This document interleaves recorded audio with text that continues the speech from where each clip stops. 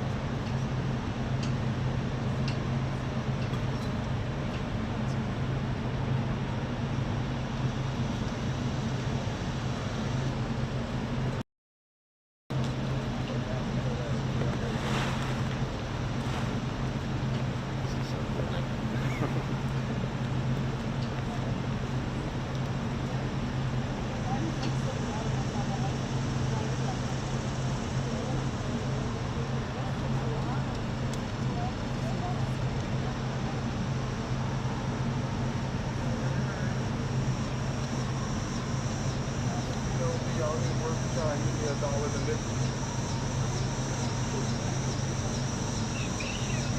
Miss you too. What y'all got going on there?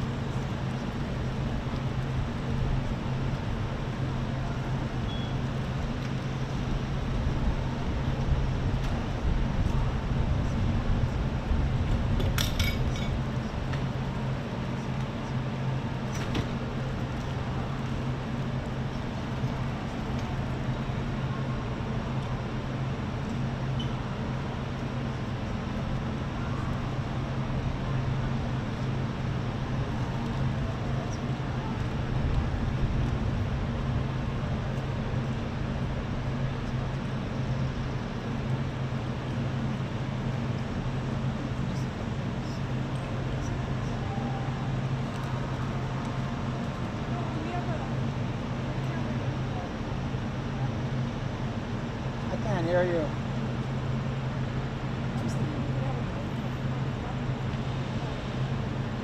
Where? Oh yeah, they were. Yeah. I think so, yeah. Sure.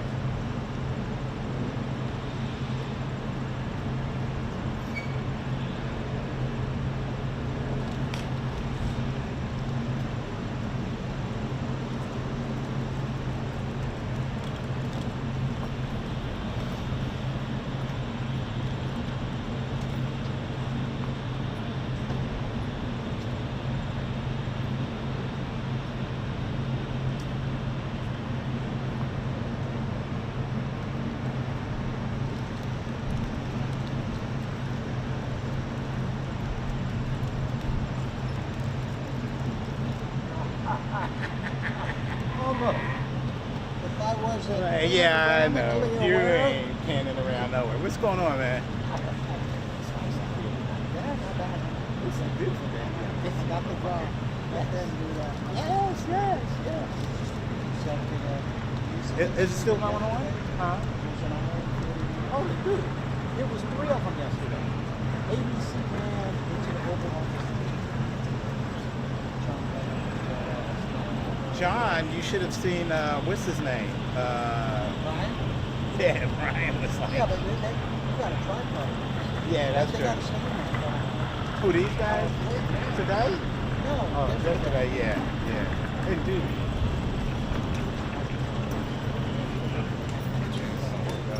It's the only time you talk like we news every time, man. It is what it is, anyway. You got another double or you normal hour? I'm normal today, man. I'm hoping, I took Monday off. Oh, good. Because I know he's going to use my ass on Monday if I was here. Oh, right. Because Farkas is off, Victor's off. Hey, how are you? Oh, you never introduced me, John. How you doing, man? I'm Roy, Ron. nice to meet you. Nice to meet you, too. That's an oversight. Huh? I guess we were talking so much. oversight. Stephen Roy. Ron Roy. Ron Roy. And I told him I wanted to introduce you. Okay, yeah. How you doing, brother? meet you all. We're the key workers. We like to think we are. Good, man. Well, except for The gatekeeper. Steven. You doing running every day? He's manning the seat today. So he has the stakeout. Who'd you come from? Where were you before here? Before here, I'm actually A1 over at Nat Stadium. Oh, okay. Do you Audio, Audi field, and then I was in the music industry. Do you know touring. Bonnie Burko? Maybe. She did a lot of hockey. No, so before that, I've been there for about 5 years. Before that, Okay. I'd scored. It's been 20 years of Oh, touring. Did nice. 500 shows of Springsteen, Ooh, wow. 5 tours with Seeger. Got tired of traveling?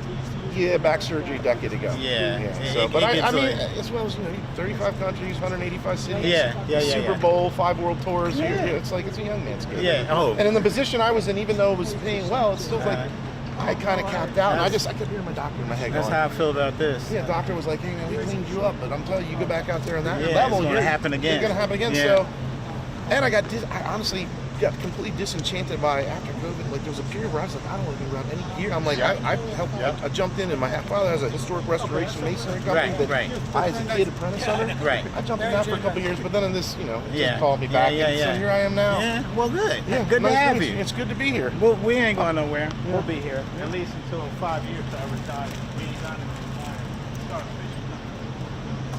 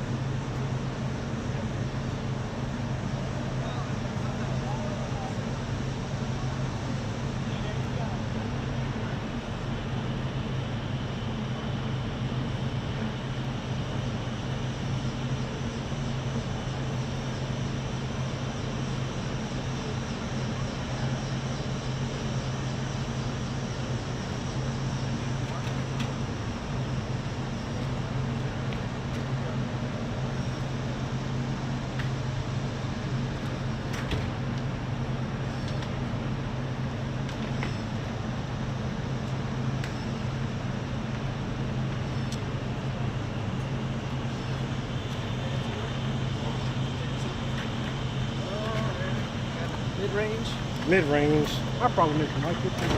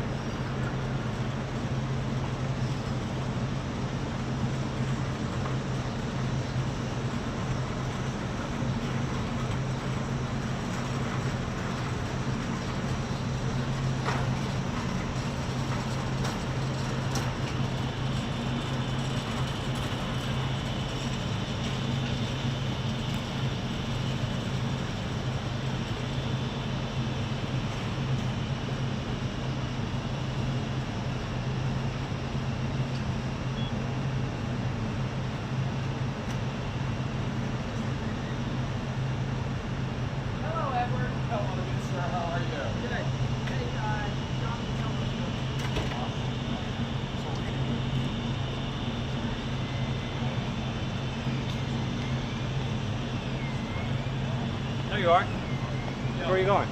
Let's go to Treasury. I hadn't heard back from you. Shut down. Maybe just now. Alright, be back. Are you around?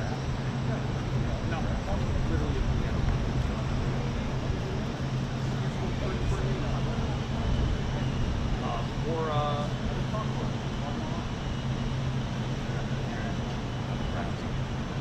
Walk around Morgan.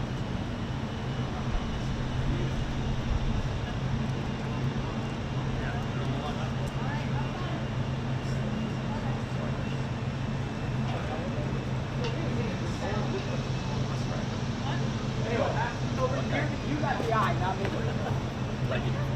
John had it. His thing. I know. The leaders coming in. That's true. Coming in this spot. That's true, but then I worry about somebody going. No. They can get up there. Oh, yeah.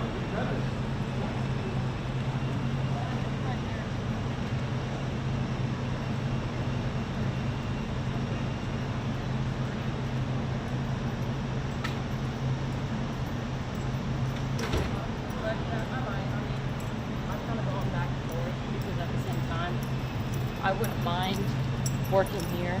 I mean, if we could both up there.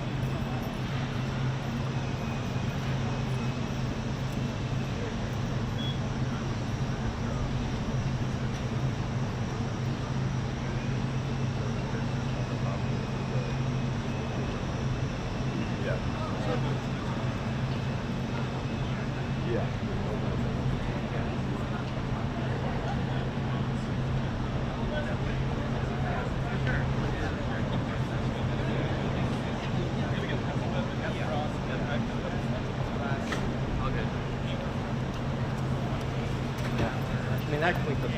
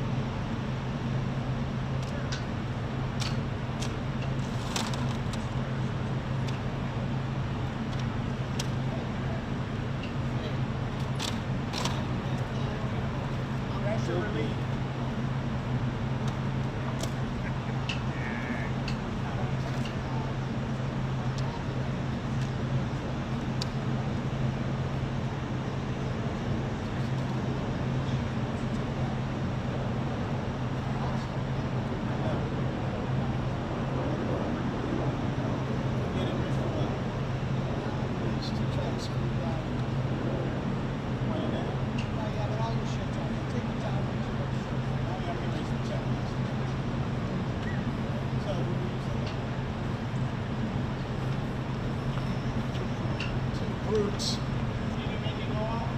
No, man.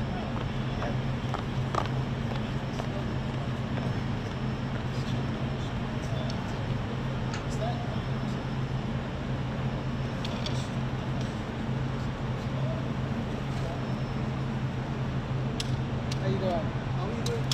Good, thank you. Yeah, man. Beautiful.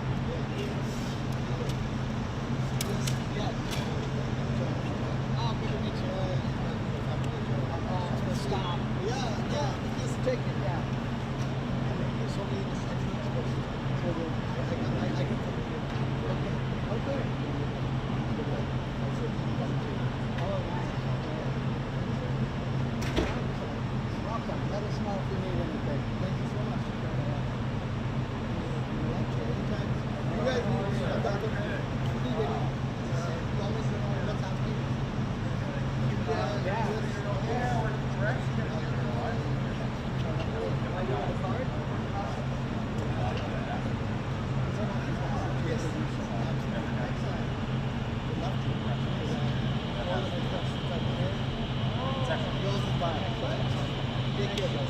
I'm just wondering, you don't think, is there a tripod that you guys have here? Tripod might be a little tough. What are you trying to do? No, I'm just trying to take a background of this. I just want to keep it, my phone somewhere. I don't want to disturb your camera as well. I don't want to disturb your camera position because I know. Call that, I think they call that a champagne taste with the Coca-Cola wallet. I think. I owe you one, man. No, you don't. Let's see what we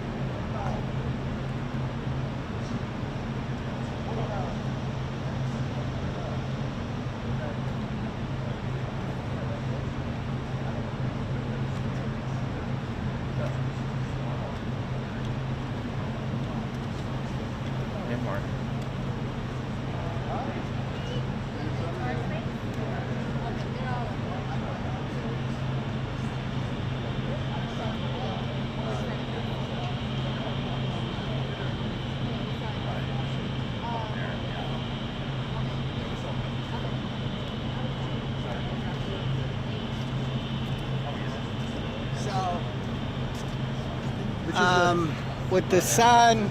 With the sun, do you think this side is better? What are you doing? The camera? Piece to camera, yeah. Well, do you have the audio that goes to it? You know, I just have to have my AirPods. That should be good. I don't need a. Yeah.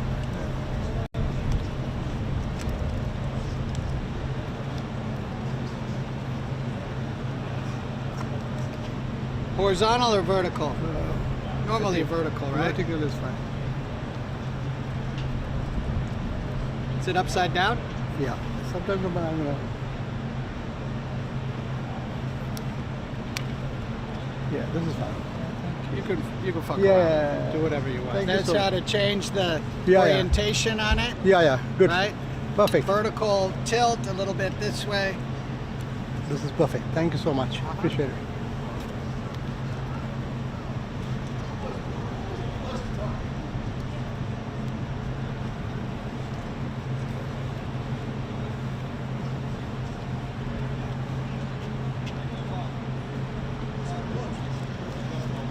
Thank you. Chicks don't get Takes talent. Mr. Skippy to you. Good.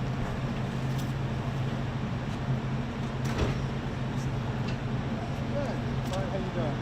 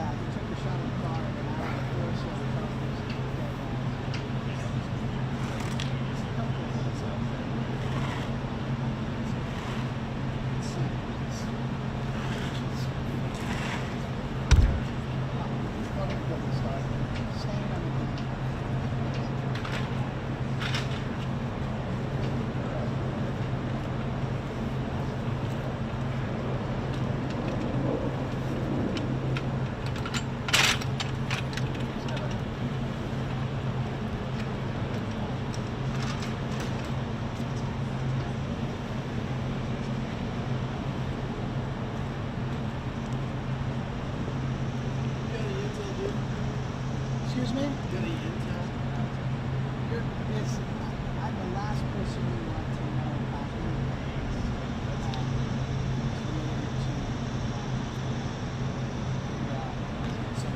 now, if I had some, I'd tell you for sure. Normally, I don't want to be the weaker link in a chain, but no, I'm good, though. Thank you. Thank you, darling.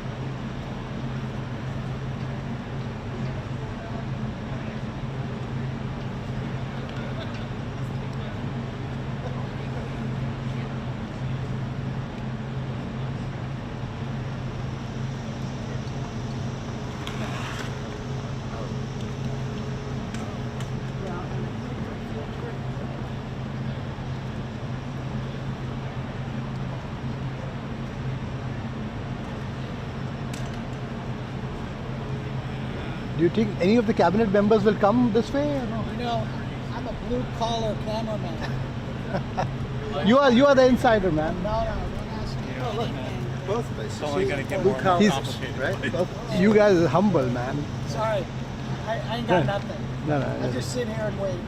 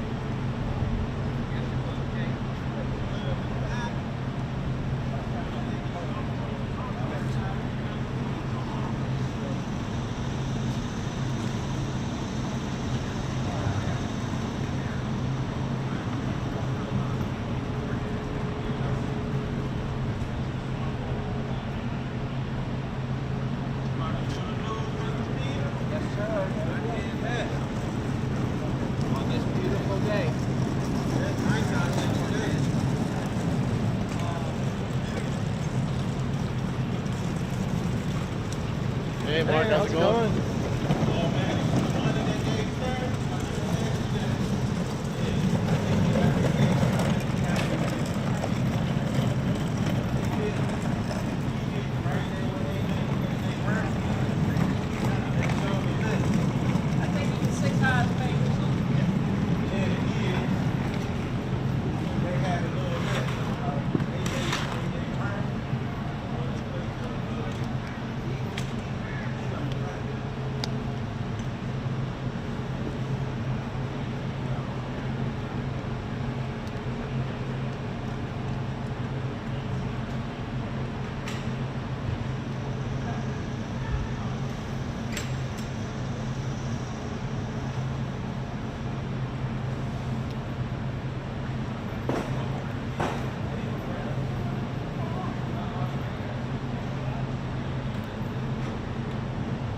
Hello and welcome to this special edition of News Mobile Editors Wrap here from the White House. I'm Saurabh Shukla.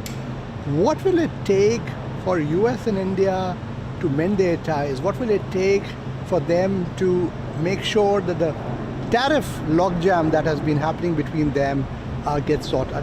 I've been speaking to a lot of key interlocutors here, and I get a sense that what's missing is some out-of-the-box diplomacy. What's missing is the way we've been engaging with the White House here, the way we are engaging with the administration. Obviously, there have been things back and forth. There were negotiations which were happening. You're in front of my shot. Oh, so sorry, I didn't know this. Danny, that was my fault. Oh, I did not realize. No, you're okay. What a shot is that? Thank you. That's my bad. That's my bad. No, it's all right. Not your bad. I should have been careful. No, it was mine. I will. I set you up for failure.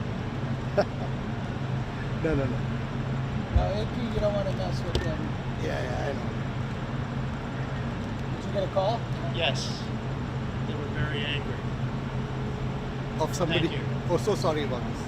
Danny, that was my bad.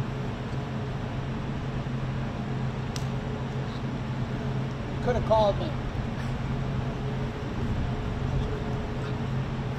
Actually, I didn't realize the camera was on. No one.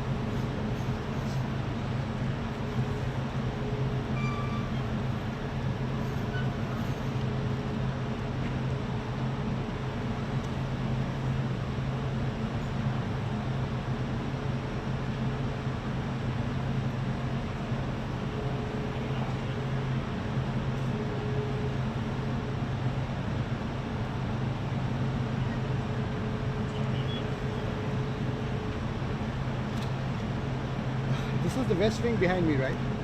Yes.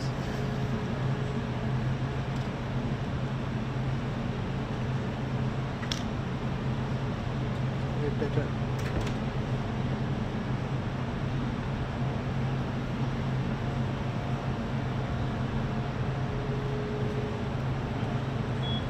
Hello and welcome to the special News Mobile Editors Wrap from inside the White House. Behind me is the West Wing of the White House, where President Trump sits with his key interlocutors and all the big decisions are made. Today I'm talking about what will it take to mend US-India partnership, which was good. President Trump several occasions has praising Prime Minister Modi, but this relationship has seen one of its worst dips. One of the things sources are telling me is the way we're engaging with the Trump White House. It will require some out-of-the-box diplomacy because President Trump is not like other presidents. He has a very different way of working. It's more informal. He goes through a lot of key interlocutors, people whom he trusts, and that's the reason why that engagement is required. Second thing is that he is a deal maker. He's a businessman. Obviously, he weighs every deal in a relationship, and obviously US-India ties provided a huge opportunity to give him that window of a deal that was happening. Obviously there are things which have gone wrong on both sides, certainly, but this relationship is too pivotal. The relationship is too important. Whether it's the diaspora connect or the economic connect between the two countries, that we need to repair this on an urgent basis. What will happen on the tariff dispute? Obviously, there are still, I would say, behind the scenes parlays which are happening. The Indian mission here has been engaged in discussions with key interlocutors, but obviously we haven't got a solution as yet. The more this logjam lingers, this is not good for the relationship, because this relationship has been preserved over several administrations, has been carefully, I would say, orchestrated as one of the most consequential partnership for the entire world. And if we were to fritter away these gains, it will be a big loss for both the countries. US needs India and India needs US. That's something which everybody who's in know things here at the White House in Washington tells me that. But clearly, we need to repair these ties with some out-of-the-box diplomacy, things which haven't been done Indian diplomacy so far. Stay tuned to News Mobile's continuing coverage here from the White House and Washington, D.C.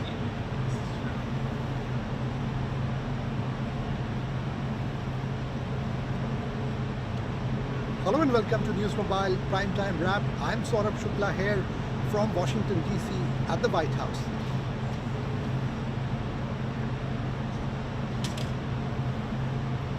Hello and welcome to News Mobile Primetime Wrap. I'm Saurabh Shukla and here are the top news headlines for the day.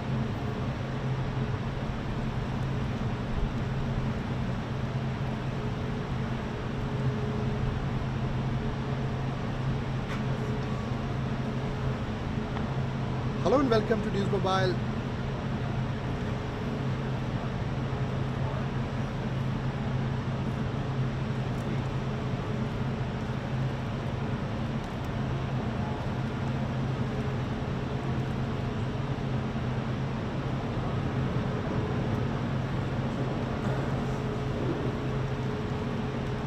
Hello and welcome to News Mobile Primetime Wrap. I'm Saurabh Shukla and here are the top news headlines for the day.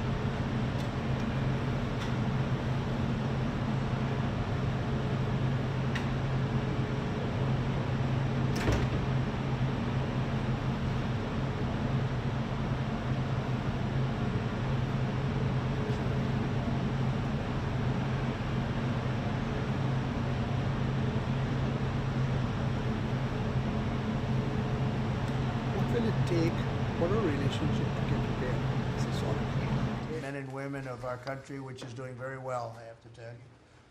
Every policy of the Trump administration is designed to lift up the American worker, promote great-paying blue-collar jobs, and to rebuild the industrial bedrock of our nation. It's also obviously for great defense. We have the greatest military in the world. We rebuilt it largely in my first term.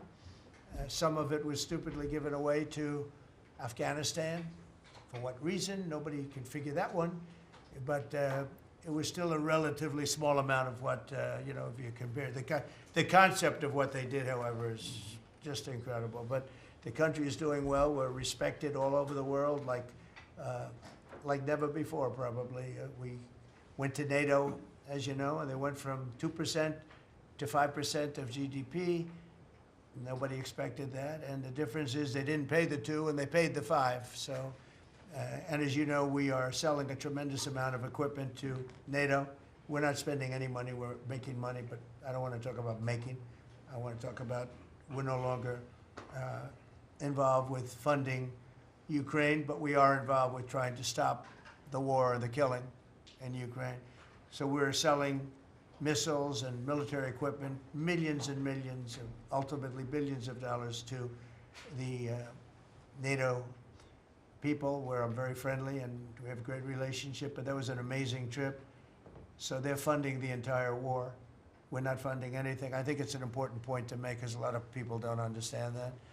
And we will continue to do that, and we're trying to get as much as we can for them. They want the American product. The American military product is by far the best in the world, and that's what they want to get. They have lots of options, but that's what they want to get. So the factories are doubling up and tripling up where they make the Patriots and other really, you could say, defense and offensive weapons. The wages for blue-collar workers are now rising at the fastest rate in 60 years, which is so important to all of us around this table. The average American worker has already seen a $500 wage increase this year, and there's no inflation because there's been decreases, tremendous decreases with, thanks to Doug and Chris, and some of the people, the great job they've done with energy. Thank you very much. And Chris, thank you very much. I see you down close to $60 a barrel, and you'll be breaking that pretty soon, and that has a huge impact. So we have groceries are down, energy is way down. Energy is way down. It was $4 and $5 for a gallon of gas. Think of that for gasoline, and now it's probably $2.25. There are some places it's $2. It broke $2 at a couple of locations in the South. In places like California where they charge such high taxes, it's higher, but it's still much lower than what it was a year ago. So energy's way down, groceries are way down, eggs are way down. Thank you very much, Madam Secretary. You've done a great job. Appreciate it. When we came in, the eggs were through the roof. They were 4 times higher than they've ever been. And my first question from you people, well, what are you going to do with eggs? I said, what's the problem with eggs? That was caused by Biden, or whoever was operating the auto pen actually caused it, I guess, because I don't think he knew too much about eggs. Factories are booming compared to before I took office. Domestic auto production is going to be, it's going to be so thrilling in 2 years when you see the numbers, because they're building plants all over the country. They're all coming in because of tariffs. They don't want to pay the tariffs. And if they build their plant here, they don't pay the tariffs. And they're pouring into our country, and you know about AI and you know about but the auto plants, that's the good old-fashioned stuff that I love. The auto plants are pouring into the United States of America. They're coming from Mexico, they're coming from Canada, and they're coming from Europe, all over Europe. And it's been pretty amazing. So factories are booming. And when they actually open, right now they're booming in terms of construction. This is something given to me by Mark Zuckerberg. And you'll see, this is AI now. I never understood. I said, well, because I built shopping centers, and for $50 million, you can build a very nice shopping center. So I never understood when they said $50 billion for a plant. I said, what the hell kind of a plant is that? But when you look at this, you understand why it's $50 billion. So this is one he's building in Louisiana. That's Meta, Facebook, as people understand it to be. But look at that, that's the size of Manhattan. So that's superimposed over the island of Manhattan. It takes up a big part of Manhattan. I think they say 81% of Manhattan. So these are big things, and they're going up. A lot of them are going up now. I don't know that big. Actually, Mark is building 4 of them, and others are building similar places. And when these things open up, I'll tell you what, our country, we're leading China now in AI, substantially leading China. And the reason is because we're letting them build their own electrical facilities. We would need double the energy that if you take all of the electricity that we produce right now in this country, you'd have to multiply it times 2 or maybe 3 times. So 3 times more than we have right now for everything, to operate your toaster and everything else, okay? 3 times more. And the way we are able to succeed, because China goes out and builds these massive plants. They're right now building 58 coal, in this case, almost all coal-fired plants. And coal is back with this country too, by the way. There's a reason they use it, because it's good. It works for them. And we call it clean coal. We don't call it coal, we call it clean, even very clean coal. But we have coal going up, we have nuclear going up. Nuclear is very much in vogue now. It's safe and inexpensive and great. We don't allow windmills. We're not allowing any windmills to go up. I mean, unless there's a legal situation where somebody committed to it a long time ago, we don't allow windmills. And we don't want the solar panels that I was speaking with the secretary about, because they take up, thousands of acres of our farmland. You see these big, ugly patches of black plastic that comes from China. And the solar is, I like solar in some ways, but for firing up your big plants, it doesn't work. It's very unstable, but it really takes up your farm. The farmers are saying, they're building these massive blotches in the middle of the fields all over the country. It's so crazy. It's so crazy. So we're not heavy into that at all. And windmills, we're just not going to allow them. They're ruining our country. They're ruining everyone. If you look at, I hate to mention countries, but you look at the UK, what's happened at UK, they have energy costs have gone through the roof. It's because of wind. They want to do everything, close up the northern parts of the country. They have oil. It's tremendous. And they closed it up, and they've been building windmills all over the place. And I tell them, you're my friends, but man, you're going to have a bad awakening very soon. It's going to be very bad. They're ugly. They don't work. They kill your birds. They're bad for the environment. And if you look at them from a house, your house is worth less than 50%. So I'm trying to have people learn about wind real fast, and I think I've done a good job, but not good enough because some countries are still trying, and they're destroying themselves. Those are countries that are really destroying themselves. I hope they get back to fossil fuel, because right now, Chris, whether we like it or not, fossil fuel is the thing that works, and then you can add nuclear with it and other things, but fossil fuel is what works if we're going to fire up those big monster factories.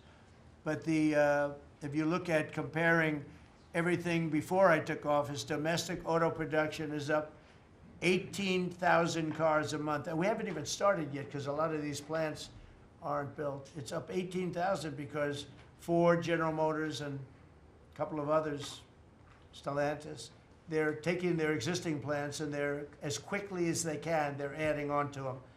So when their plants open, because they're building big, modern, beautiful auto plants, but think of that, we're up 18,000 cars a month, and essentially all they've done is try and utilize their space correctly as their big plants open up. It's going to be, I hope they remember that it was this way. I hope this table gets a lot of the credit for what's happening. It gets all of the credit, because this would have never happened. We were going out of business in every way. We were losing. All the car plants were leaving this country. Now they're all coming back in, and they are coming from Canada, and they are coming from Mexico, but they're coming from Germany. They're coming from all over the world. Domestic steel production is up by 100,000 tons of steel a week. We have a 50% tariff on steel, aluminum, and various other things. Copper just got brought into the picture, and that means people are going to want to make steel here. We just made a deal with U.S. Steel. As you know, we have an outside company come in, spend $17 billion on building new plants, new everything. It's great, and it stays right here in America. So we're doing amazingly well on steel, and domestic oil production is up by more than 300,000 barrels a day. That's a lot of barrels, and you're going to be talking about that in a second, I think, Chris and Doug. These two people have done a fantastic job, and we have the oil price down to about $62 a barrel. So just so you understand, because a lot of you like to talk about costs and prices, but I watch so much fake information. Product costs are down. Energy is way down. Energy brings things down. You know, with energy, that's what happened with Biden. He stopped our program, and then he went back to it when he realized that it looked like you're going to be paying numbers that nobody's ever seen, like $7 a gallon. You're going to pay $7 a gallon. They were up to $7.5. So then he immediately went back to the Trump plan that they terminated, but it was too late for them. It was too late. They blew it. They had a great thing going. I gave them something great, and they blew it. Since the inauguration, we've created over 500,000 new private jobs, and if you notice, when the numbers come out, government jobs are going down and private jobs are coming up, and that's what really fuels the country. It's easy to hire people and pay them for doing something that maybe is not very productive, but government jobs are down, actually substantially down, and private jobs are way up, and these are the jobs that make money, create a better life. Meanwhile, we've reduced the number of federal bureaucrats by 84,000. So we got rid of 84,000, and I think the job numbers, you're going to see the new job numbers are going to be through the roof because of all of the different businesses that are moving into our country. And not just production businesses, autos and AI, but any business you can think of. In the world of furniture, as an example, North Carolina, I went there many times when I built a lot of hotels and things, and I'd go to North Carolina, I'd buy the greatest, they were the greatest, most talented people.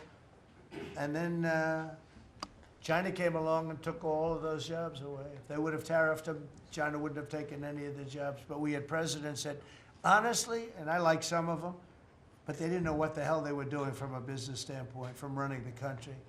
And North Carolina, the most talented woodworkers that you've ever seen. I'd be there and I'd watch them. I'd say, I'd like to have a rail on that chair. Maybe can you fancy it up a little bit? How about this, sir? And they'd hand me a thing. It was like they were artists. They were unbelievable.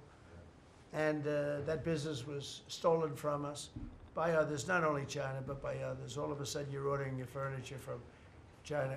It was not even close to being as good, but they couldn't compete with it. If we would have said costs 100% or 200% tariff, you wouldn't have lost one job. It's so sad. But we're going to rebuild North Carolina furniture and other places, South Carolina too, to a lesser extent. They make furniture. But furniture, we're going to put a very substantial tariff on. We've already announced it. It'll be done pretty quickly. And when that happens, everyone's going to start. I just tell you, North Carolina, go out and start getting the grandchildren and the children, start teaching them, because some of those incredible artists that I knew as young people, they're older people now, but they still have the talent and they have time left, but they're going to be teaching their sons and their daughters and their grandchildren, and it's going to be a beautiful thing to see. It's going to happen like magic. It's going to happen without question. It's not like, gee, I hope it happens. It's going to happen. The results of Ford that just announced it's going to create 4,000 new jobs, American jobs. Hyundai, 14,000 jobs. General Motors is moving production of the Chevy Blazer and Equinox from Mexico back to the United States where it belongs. Don't forget, we lost 55% of our auto production over the last 35 years. 55%. We were the auto capital of the world. Like there was nobody even think about challenging us. We lost 55% of it to Mexico, Canada, China, a lot to China, and other countries. And it's all coming back. We will be bigger. A couple of years, we'll be bigger than we ever were. We'll be more dominant. We'll be bigger. We make great product, too. We're starting to make really great product. We're going to be bigger than we ever were. We're going to be at the level that it was when we were the only one that really, we sold to the world. And we're going to be back selling to ourselves and other parts of the world. It's not going to be the same, but it's going to be equally as important as it was in the heyday 30 years ago. But we lost more than 50% of the automaking capacity. In fact, the unions, the auto unions, as you know, the top guy didn't know me, didn't like me, and now he likes me. He says, man, I can't believe what Trump has done. But the auto workers voted for me. They understood better than anybody else. The auto workers, the Teamsters voted for me. Teamsters are great. They all voted for me. No Republican has ever gotten the support of the Teamsters and the auto workers. And now the head of the auto workers, I mean, it's so amazing. I watch them on television there. They can't even believe what happened. And I told them all what was going to happen. We secured new market access for American agricultural exports all over the world. Our secretary is doing a great job. Thank you, Brooke. And we have negotiated historic trade deals with the United Kingdom, China, Indonesia, Vietnam, the Philippines, Japan, South Korea, who was here yesterday, and the European Union. Foreign nations are now paying hundreds of billions of dollars straight into our treasury, and numbers that nobody's ever seen before. As you know, we made trade deals with a lot of countries, and many of those countries, just to be able to sit at the table, are paying us hundreds of billions of dollars. We made a trade deal with the European Union. They were rough on us for a long time, and now we have a very good deal. We made that with them. Trillions of dollars is coming into our country. Trillions. Far beyond billions, trillions of dollars. Wouldn't you say, Scott? Yes, sir. And in a short period of time. They have to buy $750 billion worth of our energy product. Energy is great. We have more than anybody else, and we're using it. But the European Union is a done deal, and Japan is done. And, I heard there was a problem with South Korea, but we met yesterday, and they're done. We didn't do anything. We just kept the same deal. He honored the deal. They wanted to see if, I don't even want to say it, but they wanted to see if they could do something. But they honored the deal, which is nice. And we cut the previous record-setting trade deficit, I hear, just came out. We cut it in half already. We haven't even said, we've only been here really for a few months because, you know, it takes you a little while to fix up the Oval Office and do those things. prepare for the battle, right? So we really only been here for a very short period of time, and we cut the trade deficit in half. Is that right? That's fantastic. I didn't even think we were going to do that. And remember, these are things that are being built.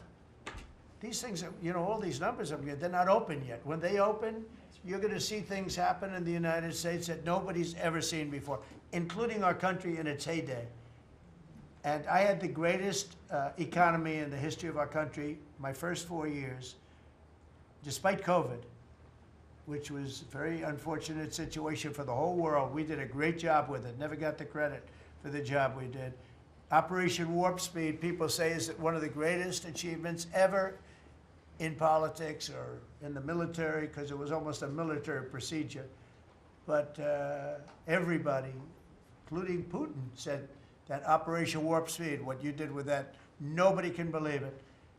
And we did a great job, but it was a horrible, horrible pall over our country. We had a very dark cloud over the world. That was a very, very bad thing that came out of Wuhan, which I said it came out of Wuhan. That's where it came from.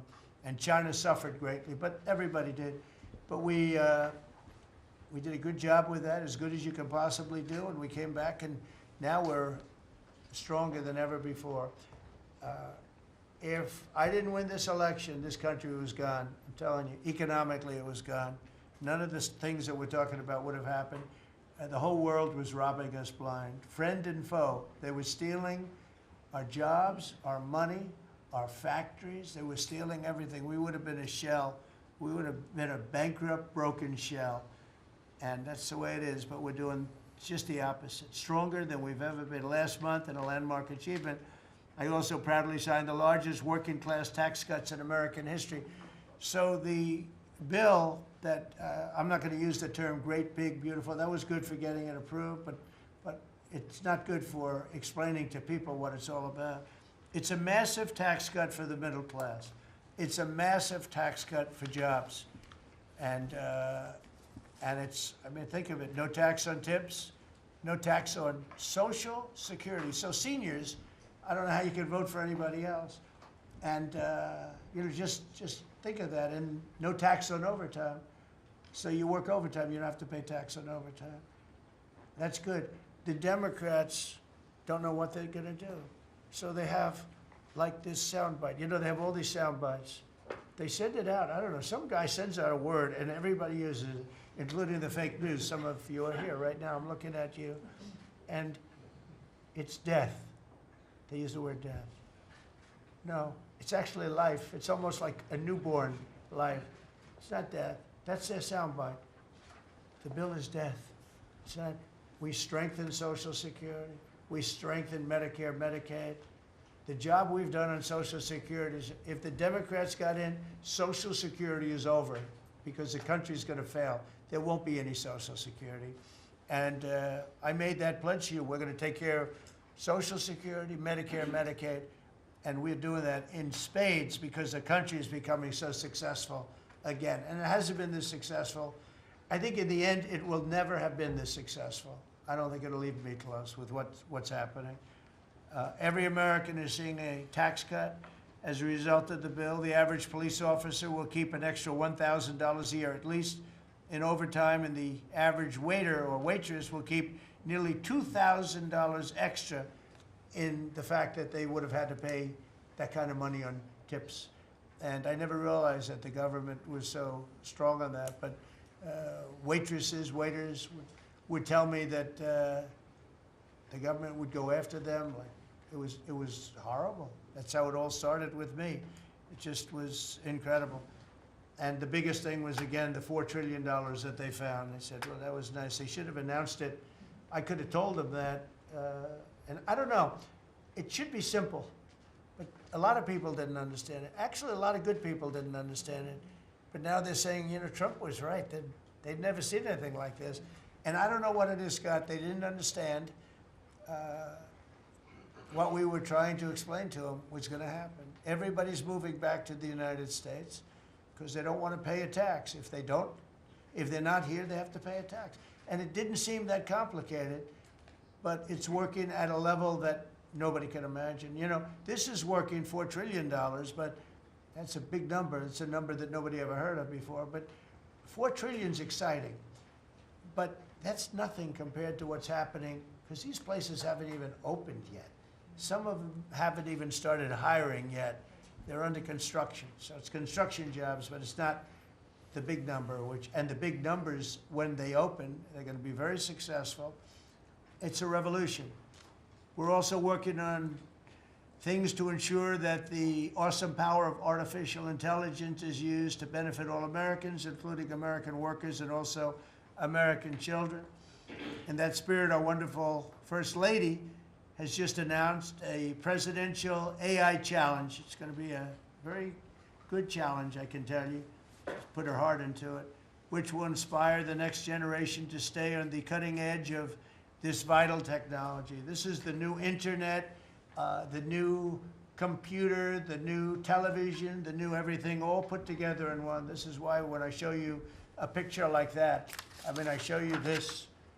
This is a factory superimposed over the island of Manhattan, and you have many of them being built right now all over the country, or soon to start. Some of them. Some of them have started. This one has actually started. That's in the great state of Louisiana. But the First Lady is working very hard on this, and it's an important initiative. And Melania, when she puts her mind to it, nobody can do better. There's nobody. So every young person should go to ai.gov to learn more, ai.gov to learn more.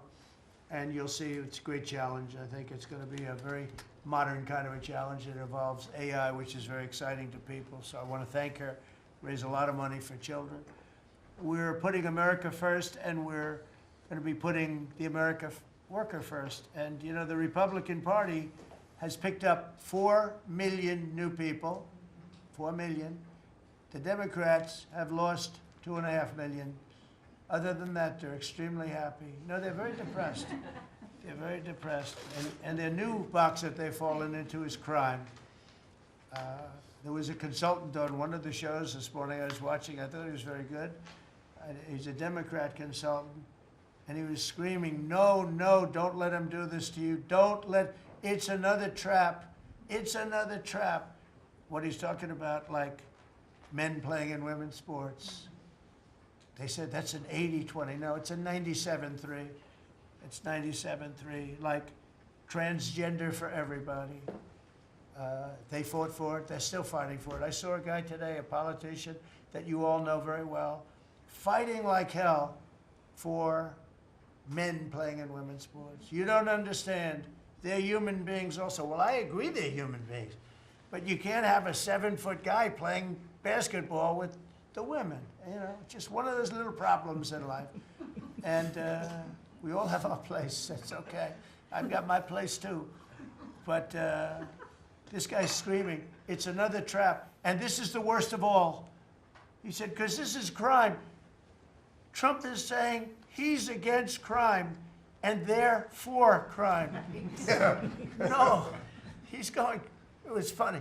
No, it's a trap. Don't do it. And then I saw this poor, stupid Chuck Schumer, the guy. He looks like he's aged 100 years. And I don't like getting into looks. You know, looks don't mean anything, right? When you're in politics, looks don't matter. I look at Pam, I would never say she's beautiful because that'd be the end of my political career. Glory. Secretary. But I will tell you, this is the best of all. And they're going to fight me. Like this slob of a governor you have in Illinois. This poor guy got thrown out of his business by his family. I know the family. I was partners with the family. Nice family. I like the family. But he was no good. They threw him out. He's governor of Illinois. And he goes about Trump, we don't need his help. Chicago is the worst. These places are really bad. Crime in D.C. was the worst it ever was. You know, they make up stories. Crime in D.C. was the worst ever in history. And now, over the last 13 days, we've worked so hard. We've taken so many, there are many left, but we've taken so many criminals, over 1,000. I watched a man from Maryland who said to me, I mean, sir, you're the greatest president. You're doing an unbelievable job. What a great job. Governor Moore, has anyone heard of him? He's another hopeful for president. I don't think so. But I met him, and I didn't realize it was on camera. Did you see they caught him on camera? I was at a game, I don't know, like the Army-Navy game or something. And I met him in a hallway. And as usual, you do your job very well. One of these great cameramen had it on tape. But I met this gentleman. I never met him before. Sir, you're doing a great job. You're doing an unbelievable job. Thank you very much. But then he goes on television and says, oh, Trump is a dictator. He's a dictator. And a lot of people have so the line is that I'm a dictator, but I stop crime. So a lot of people say, you know, if that's the case, I'd rather have a dictator. But I'm not a dictator. I just know how to stop crime. And you would think that Illinois would have such a problem with crime, such a bad governor. He should be calling me, and he should be saying, could you send over the troops, please? It's out of control. It's out of control. In New York, it's out of control. Not as bad as Illinois, by the way. Not even close. In California, you would have not had the Olympics had I not sent in the troops. We sent in the National Guard. They did a fantastic job. We have the Olympics. We have the World Cup coming. I got them in my first term. And I was really sad because I said, oh, boy, I got them, and I won't be president. And little things happen. Thank you, God. Thank you. You know, little things happen. Think of it. You could ask Johnny. Johnny would tell you, he's the head of World Cup. He's a great guy, too, great commissioner. But he's the head of the World Cup. He said, Trump is the only reason we're doing this. And the sad part is that I was not going to have it. I would have to be, probably I wouldn't have even been invited to the game, depending on who's president, right? And I got that. I did not get 250, okay? The 250th anniversary, I did not get. I'd like to claim it, if I might, but I did get that. That was whether I was president or not, it was still 250. I'd like to take credit for it. What I will take credit for is we're going to have a better celebration under Trump than you would have had under some stuff. That I'll take care of. We're going to have a safer place, Christy, because of you and Tom Homan and everybody, right? But, so we have 250 coming up. We have the World Cup coming up, which is like having 45 Super Bowls. And we have the Olympics coming up. So we're going to have a very exciting 3.5 years remaining. We're going to have a very exciting, it's going to be done properly. So I just want to tell you, our country's in incredible shape. Our military is strong and powerful and respected. We had some fantastic decisions from the Supreme Court that let us put the people into the military and other businesses that are best for the job, as opposed to some woke reason that was killing our country. That was a very strong, very powerful. You can now go into a company based on your ability, as opposed to being forced in based on some factor that cannot make our country great. That was a big decision, very, very big decision. And we've had a lot of great decisions, and we've all made some great decisions sitting around this table. I want to thank Scott. Unbelievable what's happening financially with you and Howard. And Vice President's involved in everything, and he's been great. And Marco has been, really, I think you're born for this job. I don't think you should ever run for another office. I don't think you should, really. You're so good at this. He is so good. And everybody likes him, you know, everybody likes him. But everybody, much more importantly than like, I think you would say, is respect. They respect Marco. They respect all the people around the table. So what I'd like to do is, I'd like to go around the table. You seem to like it. Your audience seems to like it based on ratings. And I want to mention, you know, about crime, because we have a young lady here, Iris, of Epoch Times. You're Iris, aren't you, huh? And I heard you were very savagely mugged in the city, and I'm not going to let that happen under this administration. That was last year. And would you like to mention what happened? Of course. So first of all, thank you, Mr. President. You want to listen to this? For having me here to share my story to the Marcus Tao. I'm a White House correspondent for NTD, the sister media of the Epoch Times. So more than 2 years ago, it was a Saturday morning in broad daylight. I was on my way to work, and a young man with a black ski mask pointed a gun at my face and threatened me to hand over my phone, my wallet, my laptop, and everything else. And when I refused, he used the butt of his handgun to strike me across the face, in the cheek, where what some people call pistol whip me, before running away. And that has deeply traumatized myself and my family. Ever since, I've never dared to walk in the street of DC at night, ever, and my family was extremely worried. So, Mr. President, thank you so much for what you're doing right now. Thank you for being honest. Such incidents involve not just me, but also my family. If he had shot me, I could have died right there in the middle of nowhere without my families or my friends knowing at the age of back then, I think 23. Right. Just starting my career here in DC without even starting a family. But now I'm very blessed to have this opportunity. So you had a gun pointed at your head, and you probably figured that he's going to pull the trigger because these are animals that don't know what the hell. They couldn't care less. The pulling the trigger to him is a very minor event, and I'm sure he's done it before. So how did you?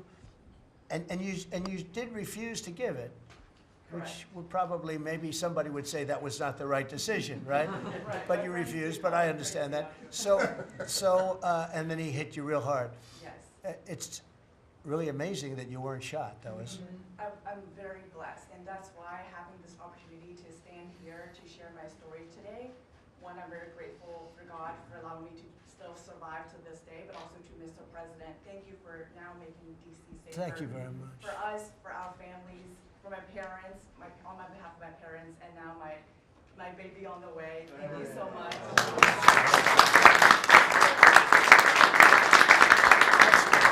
And there are other reporters and journalists, good people, and you don't have to say it, but that have also been attacked violently, and not violently too, pretty badly. But and I bet you see a big difference in the streets right now. And this is only 12 days, but people are telling me they're going out to dinner now. They haven't. I told my friend, but I have a lot of friends that are going out to dinner all the time now in D.C. and they weren't doing it 12 days ago. They would never even think. One of my friends went out 5 times. It was 4 times the last time I told. Now it's 5 times. He said, I love going out to dinner, and restaurants are starting to open again. A lot of them closed because, nobody wanted to go into a restaurant. Nobody wanted to get to a restaurant or even sit in the restaurant.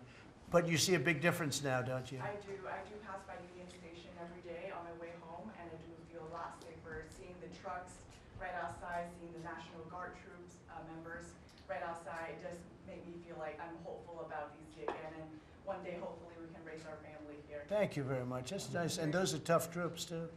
Those are not politically correct troops. We don't have politically correct anymore. We have tough guys, tough people, including some tough women. But we have tough people, and when you look at them, I tell you, they showed one scene where a bunch of Deregulation guys or whatever, maybe MS-13, maybe MSDNC, okay? Because to me, they're worse. I think they're worse. MSNBC maybe is worse than Deregulation. Real scum, real dishonest people.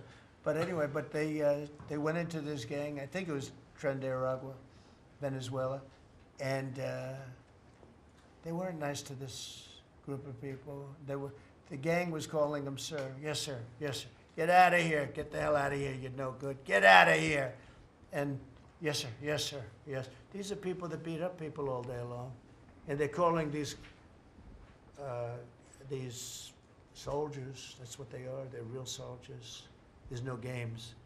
I said, you don't have to be politically correct.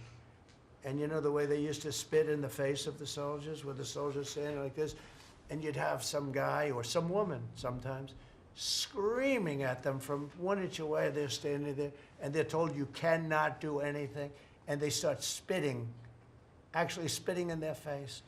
And I said, you spit, we hit. And they're totally authorized to do that, all of those things. But your story is great, and there are other stories here, but they don't have to tell them. But some people are ashamed to tell them. They don't want to tell them. But it was like a jungle. and it's not a jungle anymore, and it's going to get so good that this will be the safest capital there is. It'll be one of the safest places in our nation anywhere, and right now it's one of the most unsafe places, but not now. 12 days ago, it was the most unsafe place in our nation, and they have to stop issuing false crime numbers because, I mean, I heard the mayor, and I like the mayor, you know, fine. I don't care if I like her or not. If she did her job, I wish she were a horrible person who did her job, but she's probably nice, I guess. I don't care. I want her to do a job. But they issue false numbers. She said crime is down, you know, before we got, now they can say crime is down. Crime is very much down. But what they did is they issue numbers. It's the best in 30 years. Not the best. It's the worst. It's the worst. It's much worse. And they gave phony numbers, and then they fired the man who didn't want to write the phony numbers. He got fired. And I guess that whole situation's under investigation because it's a very important thing, Pam. I mean, if they're going to give these phony numbers, it's a false feeling that you get crime, you have to do something about it. And you can't go around saying, oh, Washington, D.C., safe, if it's not. It's going to be very safe very soon. It's very safe right now. You're going to go out, have dinner. People are going out all over the place. They're walking. I have people that work in government, strong, tough cookies. They can take care of themselves. But it doesn't help to have big, strong muscles. And I work out. If a guy's over there with a gun shooting you in your face, you can be the strongest guy in the world. A guy has a gun, shoots you in the face. It doesn't matter how much you've worked out, how many weights you've lifted, how hard you work.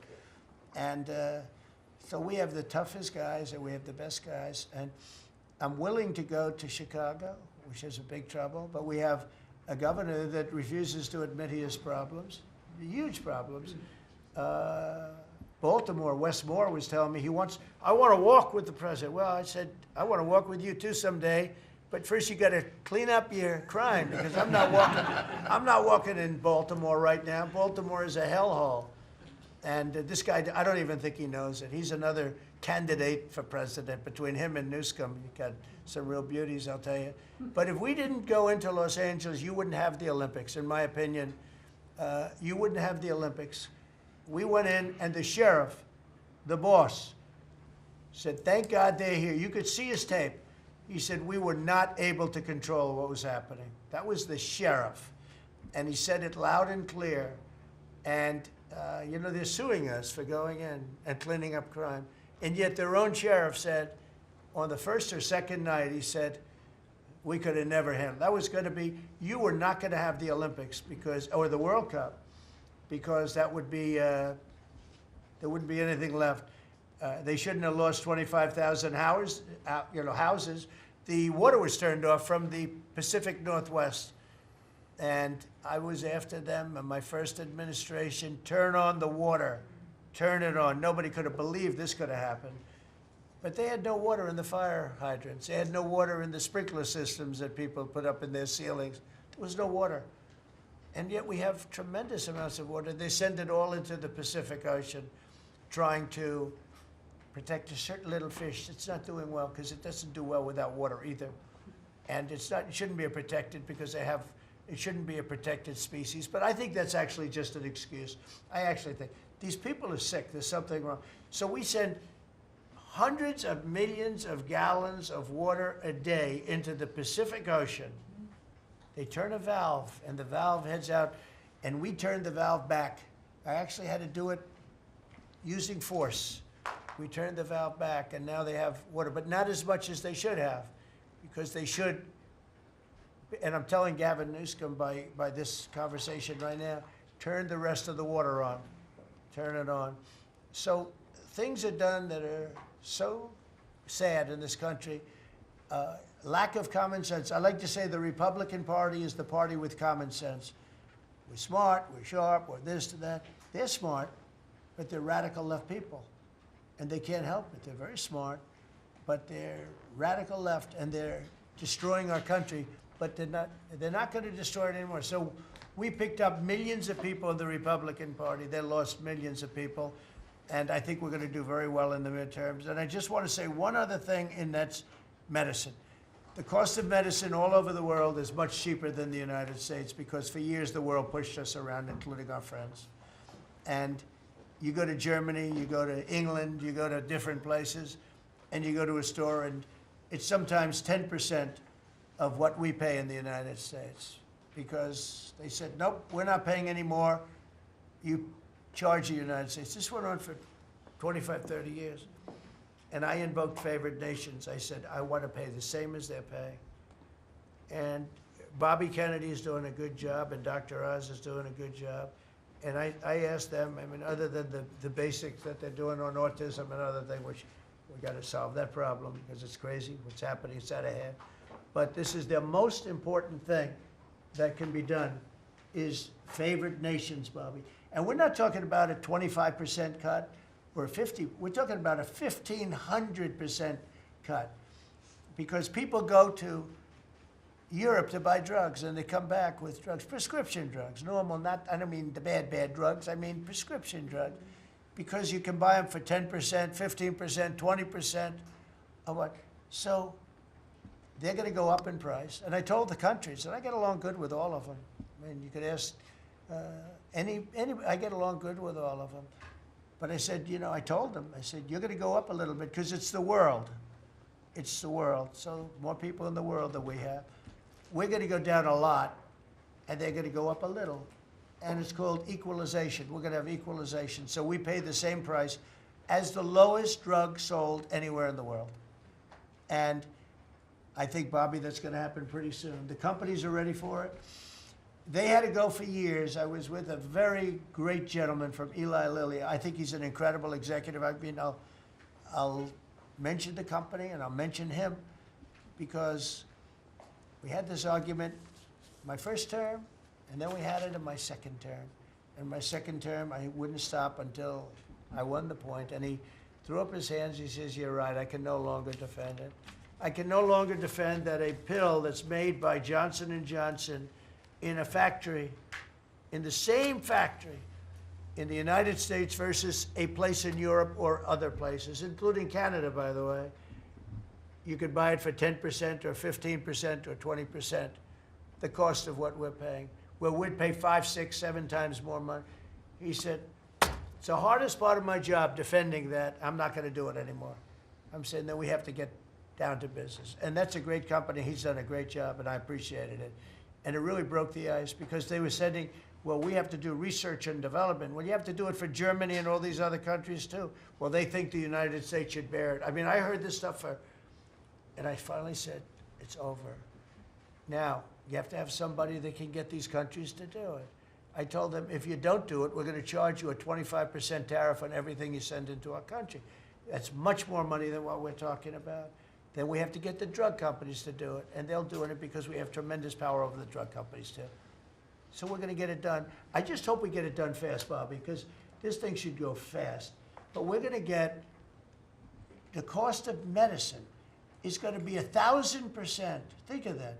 Not 2%. And I'll just tell this last story.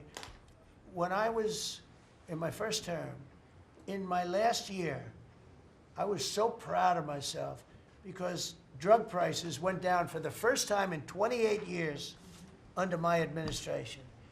You know how much it went down? 1/4%. And I was so proud of that. And I held a news conference, I think you'll be able to find it, congratulating myself and my administration because for the first time in 28 years, drug prices went down. 1/4%. That isn't tiny, but it still went down. And I thought it was great. And then I realized, you know, it's a very complicated business and formula. You got to be very smart. I said, we're really getting ripped off by the whole world. The whole world is ripping us off.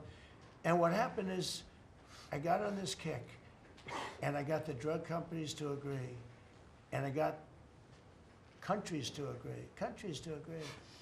And they're not agreeing because they think I'm a nice person. They're agreeing because I will put charges and costs and tariffs onto them that will be many times more than what they're going to be paying. So the companies are there and the countries are there, and we got to get it done, Bobby. We got to get it done. and we're going to have the biggest price of it. Now, that's going to lower Social Security, Medicare, this is going to lower everything, because drugs go for everything. It's going to have the biggest impact, I think, of anything that can possibly be done. But your costs are going to be going down for medicine, for prescription drugs, will be going down at levels that nobody ever thought possible. And that's going to happen in a matter of a very short period of time. And we're all set with the countries, and we're all set with the companies. That's all you need, the two. And the middleman gets cut out. Under this scenario, the middleman doesn't exist anymore. That was the other thing. They always blamed the middleman. I said, who are the middlemen? Nobody knew who the middleman was. You know, they had the most complex formula. It was genius, but they didn't get away with it. So I'm counting on Bobby. Do you want to start, Bobby? Maybe we'll start with you. You can start with that and then go on to what we're talking about. We are deep into MFN negotiations, most favored nation status negotiations with 14 companies. Howard Lutnick is a breath of fresh air, and I think he's going to help us get across the finish line with the leverage that we have from tariffs. They're smart. Don't let them get away with it, Howard. Well, the combination of Bobby's MFN and the 232 Pharmaceuticals, which we launched together, when you put those two together, it really gives Bobby the tools to go execute your plan. So I'm supporting Bobby as he executes his plan. Good. Right? Yes. And this cabinet meeting is supposed to be about working Americans and bringing jobs back to this country, and particularly rural America. And I want to mention the big, beautiful bill. Right now, we spend 7% of Medicaid dollars on rural hospitals. So they're getting the short end of the stick. It's about $19 billion a year. Under the Rural Transformation Program, we give them an extra $10 billion a year. So we're raising an infusion of cash to rural hospitals and rural communities by 50%. It's going to be the biggest infusion in history, and it's going to restore and revitalize these communities. And we can't survive as a nation if we don't honor our rural communities, which are the source of our values, our virtues, our character, our economy, our food. And you are bringing that back. You are bringing those communities back. I wanted to talk, because you mentioned the wind farms, we now have an interdepartmental coalition, a team, which is Doug Burgum and Howard Lutnick and Chris Wright and Pete Hegseth. We're all working on this issue. And Lee. Sorry, Lee. We're all working together on this issue. We're meeting together. There are right now 11 wind farms planned that were launched during the Biden administration. Between Maine and Virginia, it's 1,130 towers. These towers are twice the size of the Washington Monument. The blades on them are... They're massive. It's so crazy. The blades are 350 feet long, one blade. One of these blades blew up on Nantucket last summer, and the water was filled with shards of glass, of sharp glass, so it's dangerous to swim. They had to close the beaches, but they have indemnified themselves so the local communities can't sue them. None of these projects are bonded. If you build an oil derrick in the Gulf, you got to put a bond down. There's no bond for dismantling them, and that's one of the tools that Doug is now using to challenge some of these projects. None of the cost of energy from these projects is 39 cents a kilowatt hour. The average cost in this country is 17 cents per kilowatt hour. And natural gas is 3 cents. Right. So it is the most expensive energy. I've been representing commercial fishermen for 40 years. They are so excited about what you're doing, Mr. President, because their fisheries are being wiped out. As soon as they begin construction, the groundfish fisheries just disappear. The fish leave the area. They've killed 160 whales in the last 2 years. So they're wiping out the whale population, the Atlantic whale population, the big whales, the minkies, the gray whale, or the humpback whales, the right whales. And you are going to save the whales on the East Coast because of this. And you're going to save these economies that are based upon commercial fishing. I'll say one other thing about fishing. we are now, the South Asian nations are now dumping shrimp on our country. The shrimp is heavily contaminated. We just stopped a shipment that was contaminated with cesium-157, which is radioactive. They're farming these shrimps, and they use bactericides and antibiotics and all kinds of chemicals, and the shrimp are so contaminated that the European nations won't take them, so they're dumping them all here, and they're putting out of business. We have the most sustainable, highly regulated fishery in the world. What our fishermen do is a good thing. And all of the trawlers in the Gulf and Alaska are being shut down because we're getting shrimp dumped here. So we have now increased FDA inspections of shrimp to make sure that Americans are not buying and eating contaminated shrimp and putting our shrimpers out of business. I talked just very briefly, we have an historic agreement on pre-authorization. We brought together 80% of the insurance industry, which has agreed to, for 80% of diseases and injuries, give immediate pre-authorization so that when you go to your doctor's office and he prescribes you a new knee or whatever it is, you will immediately know whether your insurance company is going to pay for it. This is an historic agreement. People have been trying to do it for decades, and we, because of your leadership, brought the insurance industry together and got them to voluntarily agree to do this. Similarly, we've made another historic agreement with personal health records. The 60 biggest tech companies in our country have all agreed to allow Americans for the first time access to their personal data, which they own, which these companies have been monetizing without permission. You're going to be able to see by next year all of your health records on your cell phone. It's going to save lives. It is going to fuel an infusion of technology into that space where people can access those records. They can compare their diet to what they personally need, and we'll have personalized medicine. We are doing price transparency. You passed this during your first term, and then the Biden administration refused to enforce it. We've now brought at HHS, under your leadership and my leadership, more enforcement actions than during the entire 4 years of the Biden administration. Right. So we're going to have that kind of price transparency. I'm working with Linda on forcing medical schools. And the MCATs, the people who administer the MCATs, the people who do accreditations, to put nutrition into medical school education. Right now, 25% of the doctors in this country do not feel competent to give nutritional advice. 70% of diabetes cases can be reversed or ended if you just change people's diets, and the doctors don't know how to advise it. They only know how to prescribe the drugs. We are going to change that, so if you come out of a medical school under the Trump administration, you are going to know about diet. And then finally, most importantly, the Pete and Bobby Challenge. I want to give an update. I got 5 minutes and 48. It's 100 push-ups, 50 pull-ups, and you try to do it within 10 minutes. I got 5 minutes and 48 seconds. Pete beat me. I'm still bitter at that. 5 minutes and 25. The cabinet leader is Scott Turner.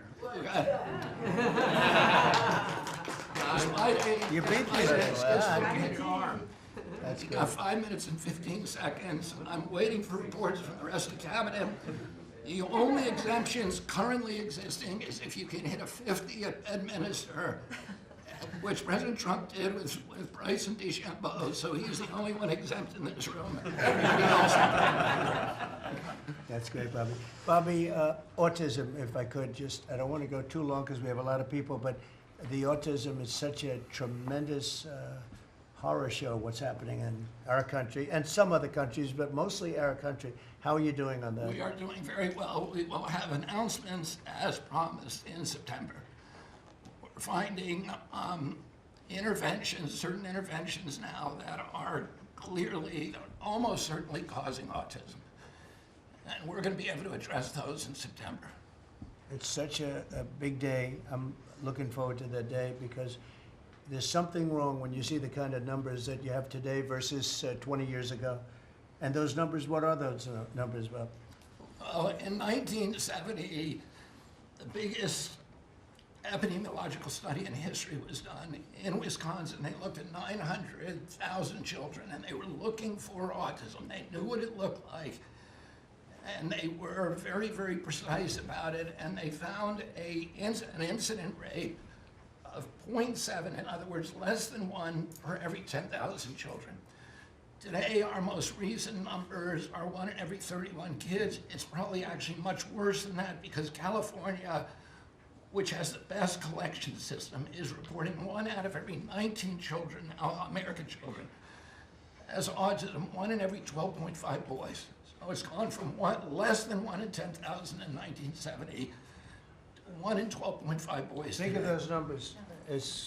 So there has to be something artificially causing this, meaning a drug or something. And I know you're looking very strongly at different things, and I hope you can come out with that as soon as possible. We will. So 1 in 10,000, and now it's 1 in 31 or 34 or 12 if it's a boy. Can you imagine that? 1 in 12. That's for a boy. 1 out of every 12.5 boys. It's not even believable that that could be. And that was 1 in 10,000 not so long ago. I've been hearing these numbers, and they get worse and worse every year. There's got to be something. I think there's nothing, including favored nations and everything else, there's nothing that can be, if you can find out the reason that that's happening, and I know we're gonna do some things. I think it's, I think we maybe know the reason, and I look forward to that press conference, to be with you on that press conference. That's going to be a great thing. Thank you, Bob. You're doing a great job. Linda, how about it? And we want nothing less than $500 million from Harvard. Don't negotiate, Linda. They've been very bad. Don't negotiate. Go ahead. All that's working. Well, Mr. President, thank you very much. Since we are focusing today on Labor Day, and I know that Kelly and Lori are both going to echo some of the things that I'll say as well. We are really focusing, on our workforce. But what I'm finding with great joy around the country is that states really are being innovative and working more with middle schools and with high schools to make sure that we are having hands-on learning. There are pathways to jobs that are happening now. And if we see more and more of our community colleges working with our middle schools and our high schools, so that high school students are graduating not only with a diploma, but a certificate that they have worked with, perhaps with a Toyota or another company that is coming in, public-private partnerships. And they're learning on the job so that when they graduate from high school, they're ready to go into the workforce, because we know with all of these wonderful jobs that are coming back into the country, through AI, through just our normal jobs, we need electricians, HVAC operators, etc. If we don't have this training, we're not going to have the workforce we need for all these wonderful jobs. So governors are really excited about this prospect. I've been now to several states and visited community colleges and tech schools with governors, and they're just all on board for getting this done. I think it's one of the best things that we're hearing relative to the job market. So we're just kind of focusing on that for today. So we're bringing education back to the states, to put it in a more simple fashion. We're going to let the states educate our children again. And, we're rated out of 40 countries, we're 38, 39, or 40. So obviously, it's not working what they've been doing for the last 30, 40 years. And if you go back, the best are like Norway, Denmark, Sweden, some of the other, Finland, they're very highly rated. If you go back to just take a look at anything you want to do, you just look at us in the past. If we gave Iowa or gave Indiana or gave, and I don't say every one of them, a guy like Gavin Newsom's not going to do well. Certain states won't do well. But even California, you cut it up into sections. You have Riverside, you have this, you have that. You cut it into 5 sections. And, if you had a good governor, you'd be able to do well. But certain states will be able to compete with Denmark, Norway, Sweden, and everyone. It'll be just as good. So I figure you have close to 40 of those states. Mm-hmm. And then you'll have 10, you'll have 5 that won't be very good. You have 5 disasters, and we'll have to work on those disasters. But for the most part, we will have education that will go zooming up in those charts, just like we have in everything else we've done. And I think it's one of the most important things we're doing at this table. So bringing education back to the states where you have the parents running it, where you have the school boards that are local. We have people running from Washington that have never even been to the state that they're in charge of. They've never even been there, and I don't think they care about it. So we want to close up the Washington buildings, sell the buildings off, let somebody else get rich with the real estate, because it'll be a crime-free city. By the way, speaking of that, anybody murders something in the Capitol, capital punishment, capital punishment. If somebody kills somebody in the Capitol, Washington, D.C., we're going to be seeking the death penalty. And that's a very strong preventative. And everybody that's heard it agrees with it. I don't know if we're ready for it in this country, but where you have it, it is, we have no choice. So in D.C. and Washington, states are going to have to make their own decision. But if somebody kills somebody, like you could have been killed, very lucky you didn't get killed, it's the death penalty, okay? Fantastic job you're doing. Thank you, Linda. Very much appreciated. How are you doing with the colleges, by the way? You're doing some pretty good work in terms of getting them to treat people fairly. Well, interestingly enough, since we've been negotiating with some of the Ivy League schools, I have presidents of universities calling every single week. They want to sit down and talk to us about all of the steps that they are taking, because they would like to not come under the same investigative program, and so it is having its desired effect. That's great. So if you fire a shot across the bow, the big guys, people kind of step in line and know you mean business, and we have teeth in these agreements, and I'm proud of the work that we're doing there. Well, they misbehaved, and some of these schools are getting billions and billions of dollars, and they misbehave, so that's it. And so one way or the other, we're going to win that whole thing. It's going to straighten them out. Okay? Thank you. Great job. Lee, please. Mr. President, the Trump EPA has a special Labor Day message to America's workforce, especially our auto workers, our coal miners, our steam fitters, our pipe fitters, and the list goes on. See what a difference a year makes. A year ago, the way that the Environmental Protection Agency was operating, the choice was made to protect the environment. We would have to strangulate the economy. That's the way that the EPA operated for years. There was a binary choice. We had to choose one or the other. The Trump EPA completely rejects that. See, we choose to protect the environment and grow the economy. And a very special shout out to Russ Vogt and his team at the Office of Management and Budget. We give him a lot of work. He's happy to do it. Dozens of different deregulatory actions. We just announced a proposed rescission of the 2009 Obama EPA endangerment finding, all of the light, medium, and heavy-duty vehicle regulations that followed. It is the single largest deregulatory action in the history of the United States government. And when you add up the dozens of different actions that we have announced and that we're working through, in one agency in 1 year, we'll do more deregulation than entire federal governments have done across all agencies, across entire presidencies. And what we are accomplishing would not be possible if not for the support of the rest of this team you've assembled around this table. The well-oiled, well-wired machine at the White House, led by Susie Wiles, and the DCOSP, the policy shop, led by Stephen Miller, they have been amazing to work with. I was just in Iowa with Administrator Loeffler, who made an announcement with Secretary Rollins to reverse the deratement on diesel exhaust fluid systems. Mr. President, you said you wanted water flowing faster.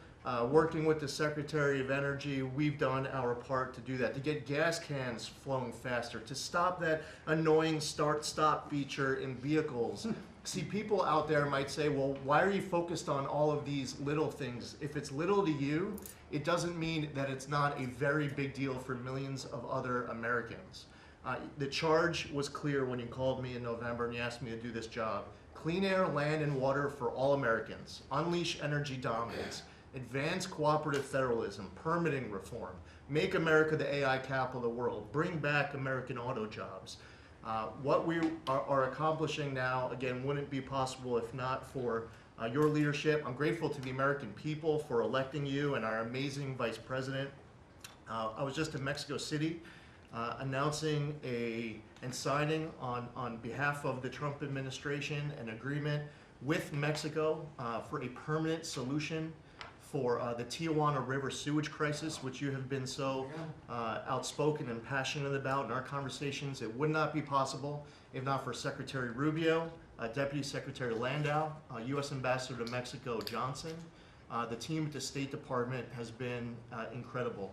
The work with the NEDC on permitting, to be able to get new pipelines built, to get new factories started. The list, it's amazing.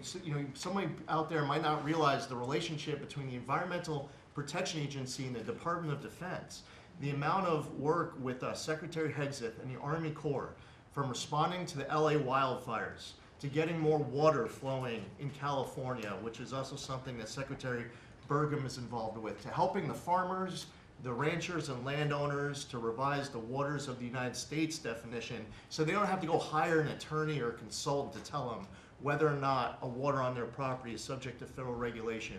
Thank you for putting this entire team together. It's an honor to be at the Trump EPA, where we choose to both protect the environment and grow the economy. It's a very happy Labor Day for America's workforce. And Lee, in Los Angeles, if you could, because of the fires, Lee was there, and as you know, we have very strict federal rules having to do with the rebuilding of those houses. And Lee was able to get the approvals done for everybody immediately. It was so fast, nobody could believe it. And the mayor and the governor still haven't gotten their approvals. And they're gonna have riots out there for that reason. These are great homeowners. They wanna build their house, they can't get approved because you have the mayor, Bass, who has no idea what she's doing. And you have a governor who is just such a bad governor. And the people are unable to build their house. The toughest permit to get was the federal permit by far. And yet he got them all in a short period of time after the fire. How long did it take? Well, Mr. President, you came in, signed an executive order, and told the EPA that we had less than 30 days to complete our hazardous material removal, which the initial response, once all of our heart rates went down a bit, was just to figure out how to get it done. We got it done in just less than 30 days. The Army Corps of Engineers then comes in for the debris removal. The federal government, in clearing over 13,000 properties that were destroyed because of these wildfires. We've got to the point today where property owners all across Los Angeles, they're grateful to the Trump administration. They're happy that we did our part, but they are desperate to rebuild. And there is not a single green light approval that they are waiting for from the Environmental Protection Agency. The EPA and the Army Corps of Engineers proudly have done our work. It's important for those local officials to let these property owners build on their land. It's their property. It doesn't belong to the mayor of Los Angeles. And they need to represent their people better. They're ready to build. When will they have their permits from Los Angeles? Well, here's the problem, Mr. President, is that they have been ready since the moment we were done with the federal part. I mean, well, I was visiting a week after. Actually, I thought my first trip was going to be to Los Angeles. However, the moment I got confirmed, the vice president said, "You're going to East Palestine right away." So that actually ended up being the first visit because the vice president's so passionate about that from the great state of Ohio. Then we went to Los Angeles from there. We're talking about the beginning of February, where we were meeting with property owners already. They were already all set up. They had the contractors. It was the beginning of February, and they were waiting for green lights from Los Angeles to be able to go onto their property and start rebuilding. Some of the same people who were waiting for a green light ready with the contractors at the beginning of February are still waiting now in the middle of August. Let these Californians rebuild. And they're talking about also taking away some of the properties and building low-income housing on those properties. They're going to have problems like they've never had before. These people don't know what they're doing. So we have all our permits. Everything the federal government has to do was done long ago. they should have been. I went to a town hall with Lee, but we were there, and the mayor was saying it would take 2 years, maybe 3 years to get this approved. I said, no, not 2 years, 2 days. They should have it in 2 days. And I toured the site, and I met 100 homeowners, all standing in front of this site a couple of days after the fire, and they were ready to go right then. They wanted to just build right then. And the city won't let them do it. Los Angeles, I don't think it's that they won't. I think they're incompetent, okay, to be honest with you. I think they just don't know how to go about it. It is so badly run by Newscomb and by Mayor Bass. Mayor Bass, she was in Africa during the fire. She knew the fire was starting to rage, and she decided to take a trip to Africa. These people are they're just bad. You know, you talk about make America great again. They could never make America great again, but we are doing that. Congratulations, you found some interesting things, Tulsi. Sir. She's becoming a bigger and bigger star every day. She found a lot of good things. Go ahead. Thank you, sir. As we approach Labor Day weekend here, this is just such a great opportunity really to recognize your leadership as a true champion for working people.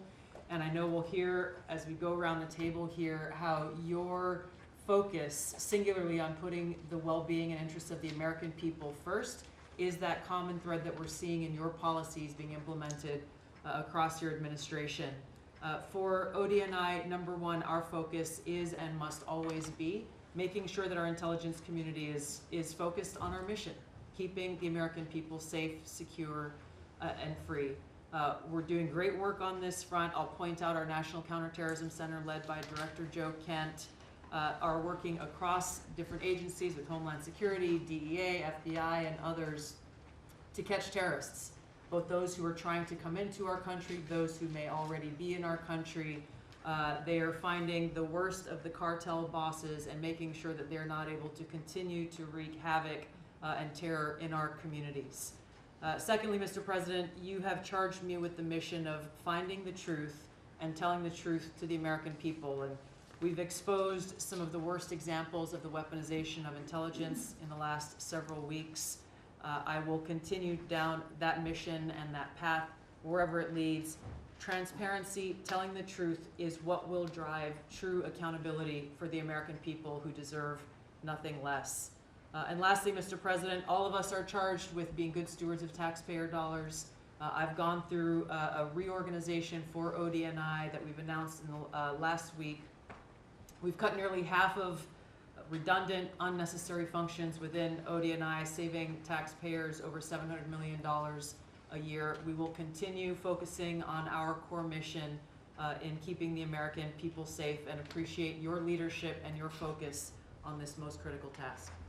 And you've also found many bags of information. I think they call them burn bags. They're supposed to be burned, and they didn't get burned, having to do with how corrupt the 2020 election was. And when will that all come out? Mr. President, I will be the first to brief you once we have that information collected. But you're right, we are finding documents literally tucked away in the back of safes in random offices in these bags and in other areas, which again speaks to the intent of those who are trying to hide the truth from the American people and trying to cover up the politicization that was led by people like John Brennan and James Clapper and others that have caused really immeasurable harm to the American people and to our country. Great job. Thank you. We look forward to hearing it. The public looks forward. Thank you very much. Administrator? Thank you, Mr. President. Well, everyone knows there's no stronger advocate for hardworking American families than you, sir. Thank you for the largest tax cut in American history for working families. The average family of four is going to save about $10,000 take-home pay more a year. And what we're seeing is an increase in the child tax credit, the increase in the standard deduction. Hardworking families are going to benefit from this bill, and small businesses. There's no bigger beneficiary than Main Street, because small business makes up 99% of all businesses in this country. I've traveled to nearly half of our states, 24 unique states. I've made 40 state visits. In fact, I was with our great vice president at a small business manufacturer in Georgia last week. I was with a trucking company in Ohio. I was in Michigan at a motorcycle manufacturer, the return of Made in America is going to be driven by small businesses because 98% of all of our manufacturers in America are small and medium businesses, 600,000 factories that employ 5 million people. And as Secretary McMahon mentioned, this work-based learning that is going on in professional and trade schools is real. I've visited them from Utah to Maine to Georgia and seen this revolution in education happening. So small businesses need skilled labor. Now that you solve for inflation, for the taxes, every Democrat voted for a $4 trillion tax increase on the backs of hardworking Americans. And so you prevented that.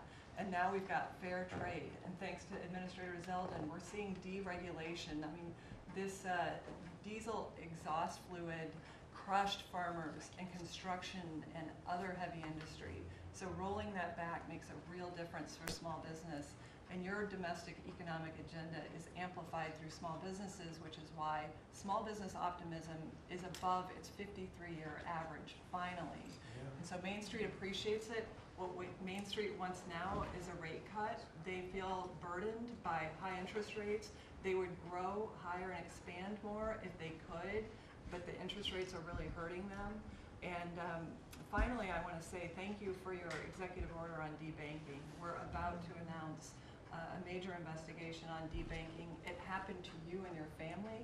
It happened to me. It happened to thousands and thousands of Americans, and unfortunately, disproportionately on those that had conservative values, on Christians, on pro-life, on 2A businesses. And so we're going to be talking to the banks about that. The SBA operates the largest government business loan program in the federal government. We have a network of 5,000 banks. So we're going to be making sure that that never happens to anyone again. Great job. You're doing a great job. Thank you very much. Christy? Well, Mr. President, first of all, thank you for the opportunity to work for you.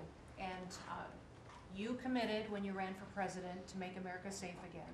And today, the average family and individual that lives in this country is safer than they've been in years because of what you've done. We've got 3 months in a row now with 0 illegal aliens coming into this country. And I want to thank Pete and the Department of Defense for all of their help. They're down at the border with us still, helping us keep that border secure and make sure we know who's coming into this country. You've arrested and brought to justice hundreds of thousands of illegal aliens, criminals that have perpetuated violence against American people. Sir, you've had 1.6 million people voluntarily go home to their home countries that were here in this country illegally. Because of your strong message and you enforcing the law, they decided to go home on their own so that they could come back the right way someday and be American citizens. But what I think is one of the most remarkable statistics is that under Joe Biden's administration, 88% of new jobs went to foreign-born individuals. Under your administration, 2.5 Americans have jobs today that they didn't under the previous administration. And they have those jobs because you created opportunities.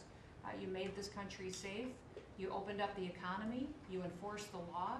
Now people can get up and provide for their families and go to work every day and be confident in that. And the last thing I would say is that it's incredibly important to know that every one of those illegal aliens that has gone home, they were costing us about $8,700 to $9,000 a piece in what they were taking out of our social programs, out of Social Security. You've saved this country billions of dollars, about $15 billion, just in what those illegal aliens were costing us in social programs.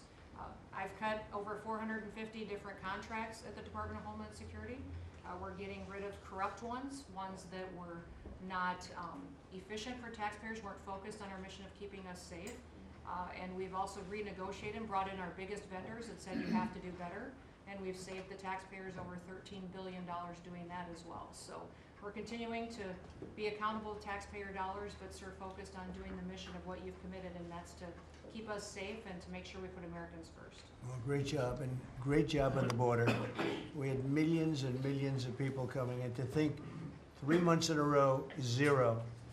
Incredible. That's some job. Thank Tom and everybody, and Pete, good job. Not surprised. Thank you very much. Chris, please. Chris. Sorry about that, Mr. President.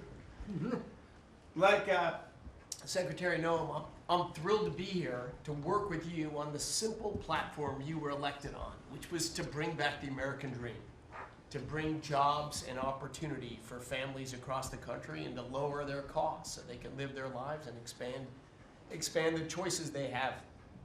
You led off today talking about gasoline prices. I'll throw in diesel. If you correct for inflation, they're at multi-decade lows. This is a huge expense. This is a huge constraint on people's lives. We should celebrate that. Natural gas has become our main industrial fuel powering factories around the country.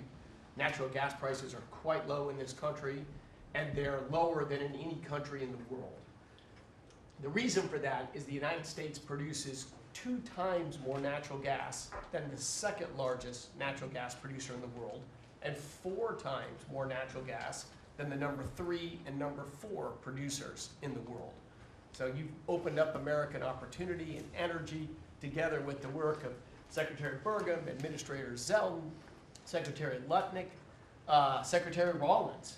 You know, we've made it easy to produce energy in America again, and those benefits are flowing. I could go on about this stuff forever, but let me talk about one specific area of energy, electricity. That's in the front of people's minds.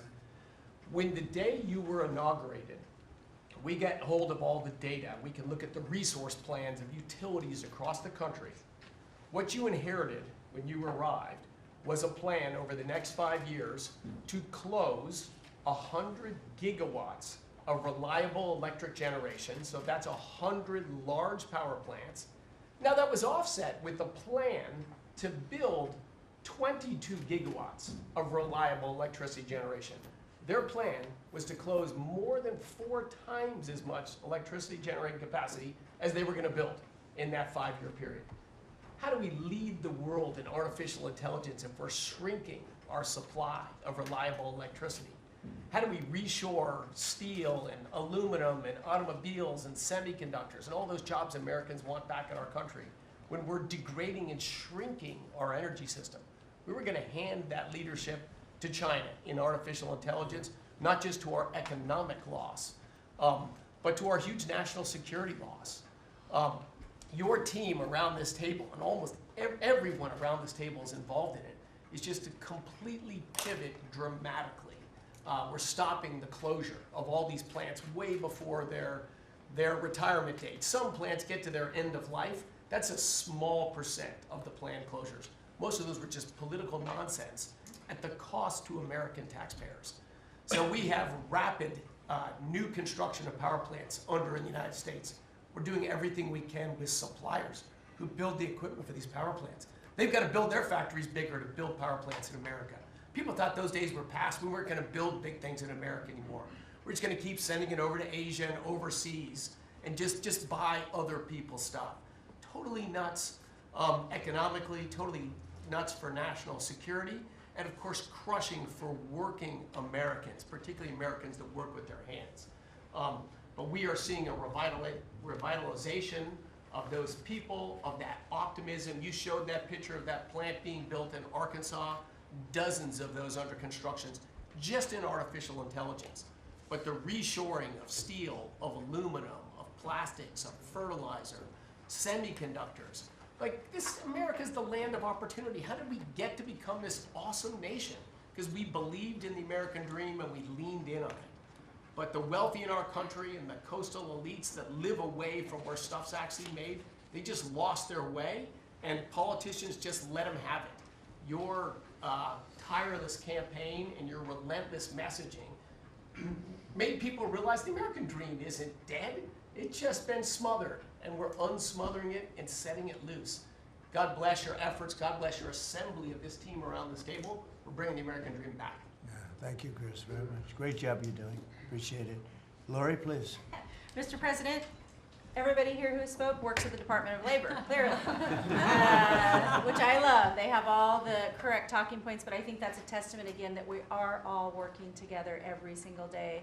We talk to each other often, and the workforce, the skilled workforce, the education factor, retirees. It's been so important because they all touch the Department of Labor, and I have the opportunity to work with every single one. If you all haven't stopped by the Department of Labor, Mr. President, I invite you to see your big, beautiful face on a banner in front of the Department of Labor, because you are really the transformational president of the American worker, along with the American flag and President Roosevelt, because we're bringing business and labor together. And I was so honored to unveil that yesterday, and everybody is taking note of that. You also mentioned crime, and I think it's been important for my colleagues to recognize that now American workers can return to work and feel safe. That business owners aren't shutting down their businesses because they're afraid they can't protect their workers, and now it's open for business again, and it's starting right here in our nation's capital. Many things have been mentioned about consumer confidence up, unemployment is holding steady, and more than 2 million net jobs for native-born Americans has been key under your leadership. 84% of the workforce and jobs has been produced by the private sector. I think that was the mission of this administration and the Department of Labor. And I will continue to say for a little bit longer, until I heard you today, the One Big Beautiful Bill, because it equals one big beautiful workforce. And Congress passed this legislation. It probably will be the single most important bill that they did sign, because it is protecting our American workforce by expanding Pell Grants and child care and reduction in taxes, so they can keep more of their hard-earned dollars. I am at the Department of Labor announcing $30 million in grants for our skilled workforce, that I have an MOU with Secretary McMahon. I have an MOU with Administrator Loeffler. That's important to share the data points on how important this is. In June, we awarded nearly $84 million in grants for the capacity of what? Registered apprenticeships, an executive order to have 1 million active apprentices across this nation, where we've already registered 185,000 since in the last few months. One of the other things that we have done is the Biden administration's guidance on cryptocurrency. And thanks to you and your leadership on that, we've rolled that back. And of course, we're gonna see the 401k, the investors in our alternative assets. That's been key through the Department of Labor to work through. Partnering with our agencies, again, as I mentioned before, is important as we work together. I have visited, I'll be 31 states on my 50-state tour by the end of this month. I'm headed with Secretary Duffy, with the South Korean President Lee today, as we move through the shipbuilding. We will do that in Philly, and then I'm off to New England to talk to those states about how important the apprenticeship program is. But while I visited Hexel in Salt Lake City, 100% domestic carbon fiber for the Department of Defense as they produce. They are announcing another $1 billion investment per your executive order on advanced manufacturing. So it is working. Everything that you have been saying since you were elected and since we all can put into play has been working. Ohio, McDonald's is investing 375,000 new jobs. The shrimpers, I visited as well, and they need our help in protecting that industry for our American fishermen and shrimpers. In Minnesota, I toured Cambria. When we're talking about quartz countertops, all made in America. And again, in Oregon, where we are expecting a crackdown. Thank you for what you are doing with your agents on ICE, and thank you for the prosecution that I hope you will come to Portland, Oregon, and crack down.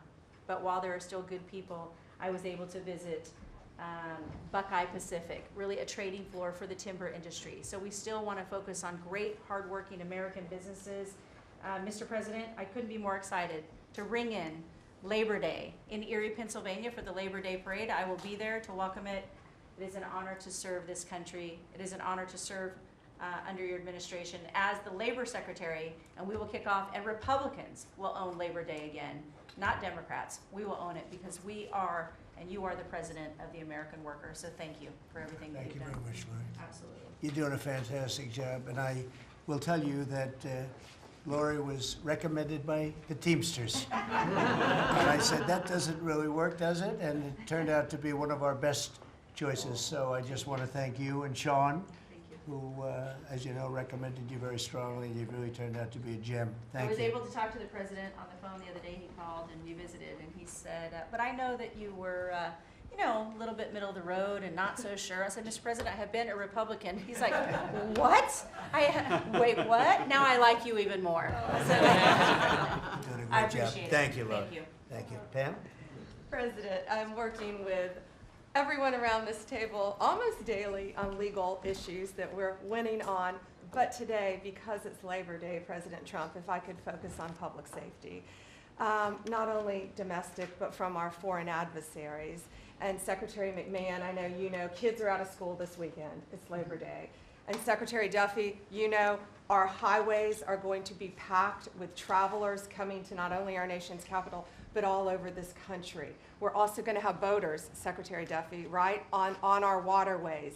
It is illegal to be under the influence and on a boat. So get a designated boater if you're out on our waterways, whether it's the Potomac or the Gulf of America or the Pacific. Wherever you're out this weekend, people need to be safe. And on an international level, Secretary Rubio, thank you for all your help on everything we're doing, and everyone around this room. But yesterday, there was a big, big win. El Mayo pled guilty, and he was the co-founder of Sinaloa cartel with El Chapo. And there's even a Narcos Netflix series about these guys. Well, now we know the ending. He's going to die in an American prison. They are one of the worst, El Chapo and El Mayo, some of the worst narco traffickers in our world. And he will spend life in prison now. And that's so important because those guys and others throughout this country, throughout this world, have brought into our country drugs, cocaine, heroin, fentanyl, methamphetamines that's killing our kids. And we have to stop that. And that's what you've been doing not only in DC, but around the country at your leadership. And over the weekend, parents need to know, with kids out of school, with people out on our highways and on our waters, do not take a pill from anyone you know, don't know. Do not buy anything on the street. It could be laced with something toxic. We've seen so many fentanyl overdoses. And when you were here in DC, we showed you pictures of some of the drugs that had been seized right here in DC. President, they were packaged for children. Packaged for children. And people are dying from these around our country. So thank you, President Trump, for your leadership and for letting Americans know that it's now a safe place to go. But parents also have to know, college kids have to know, to be vigilant and not take this trash. Because you could be thinking you're taking a Xanax, an Adderall, anything, and it could be laced with something very lethal. So thank you, President Great Trump. message, Thank and you, you've been President. fantastic this last 12 days in D.C. The job you and your whole group has done is, All of us. everyone's talking about it all over the world. I hate to have to talk about that, but we have to. It's becoming a very safe place again, and the work, I've seen how hard you worked the last, well, from the beginning in all fairness, but this focus on D.C. is so important for the country, so great job. And to everybody. And great job. President, it's a team around. We're all working hand in hand, side by side, all of our agencies together to make America safe and DC safe. And Iris, congratulations on your baby, and I'm so glad that you're safe now. Thank you, Pam, very much. Mr. VP, would you like to say something? Yes, sir. I'll be brief, but I want to congratulate you and the entire team on all the things that have been accomplished. You'll hear about a lot of it. You've already heard some of it, but I thought it would be helpful, Mr. President, just to take stock, not just of what we've accomplished, what we will accomplish, but of the mess that we inherited, because I think it makes this first Labor Day a bigger and more special occasion. You heard, I think, Christie talk about this, that all of the net job growth under the Biden administration had gone to the foreign-born. Now that net job growth is going to American citizens who deserve opportunity in their own country. That's a great accomplishment.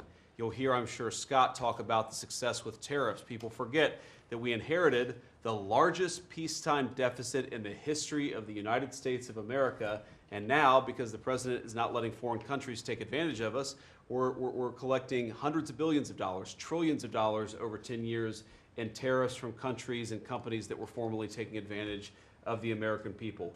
You heard Pam talk about the public safety and the success that we've had there. I happen to believe that maybe the most sacred thing that we can deliver to American workers is the ability to live safely and comfortably in their own neighborhoods. Public safety is not just something that should belong to the wealthy, it should belong to every working man and woman in the United States of America. And because of the work of this administration, that is happening.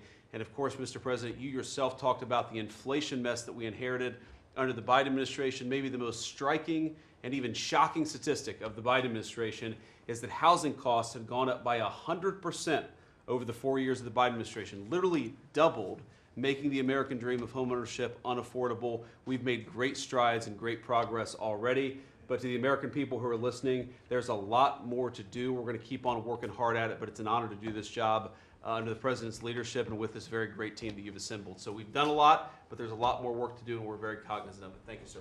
Thank you, J.D. Scott? Sir, as we've said very often, economic security is national security, and our country has never been so secure thanks to you. You have brought us back from the edge. You have the overwhelming mandate from the American people. You're restoring confidence in government, a topic that is on the front of everyone's mind, the Federal Reserve. The Federal Reserve's independence comes from a political arrangement between itself and the American public. Having the public's trust is the only thing that gives it credibility, and you, sir, are restoring trust to government. You are weeding out the waste, fraud, and abuse, and the old ways of doing things are not good enough. We are seeing a blue-collar boom. In the first 7 months of your administration, real blue-collar wages have taken off. And the only other time that they've done this in the past 70 years was in your previous term. Your efforts on tax, trade, and deregulation have boosted paychecks for American workers while slowing the pace of inflation and lowering the cost of energy. Inflation has plummeted to just 1.9% since you took office, and the economy rebounded with real GDP surging 3% last quarter. The blue-collar boom coincides with a CapEx comeback. In anticipation of your one big beautiful bill becoming law, CapEx increased by American businesses by nearly 14% in the first half of this year.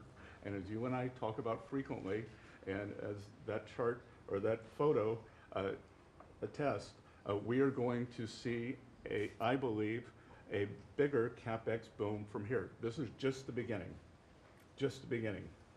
You have saved this country by making it the best place in the world to do business again. Treasury is helping to implement these new provisions, as well as no tax on tips, no tax on overtime, no tax on Social Security. This weekend, I will be meeting with workers from local restaurants to discuss the positive impacts of the pro-labor reforms on no tax on tips. And I have to tell you, thanks to you, when I go into a restaurant or stop by a Hotel Dorman, I am the most popular person there. And since my first job at age 9 was as a busboy getting tips, I am going to spend Labor Day going from restaurant to restaurant talking to workers who receive substantial amount of tip income. So I'll hear directly from them how your one big beautiful bill is increasing their take-home pay and making a big difference. Now, we can also talk, that is domestic. On the international front, you have leveled the international trading system whereby countries took advantage of us, and that's over. It's over. The Treasury Department is taking in record tariff revenues that I had been saying was running at a rate of $300 billion a year. You chastised me for saying that it's not, that number is too low. And as usual, you're right, that we had a substantial jump from July to August. And I think we're going to see a bigger jump from August to September. So I think we could be on our way well over $500 billion, maybe towards the $1 trillion number. This administration, your administration, has made a meaningful dent in the budget deficit. The average budget deficit during this term is 26% less than the last 12 months under Biden.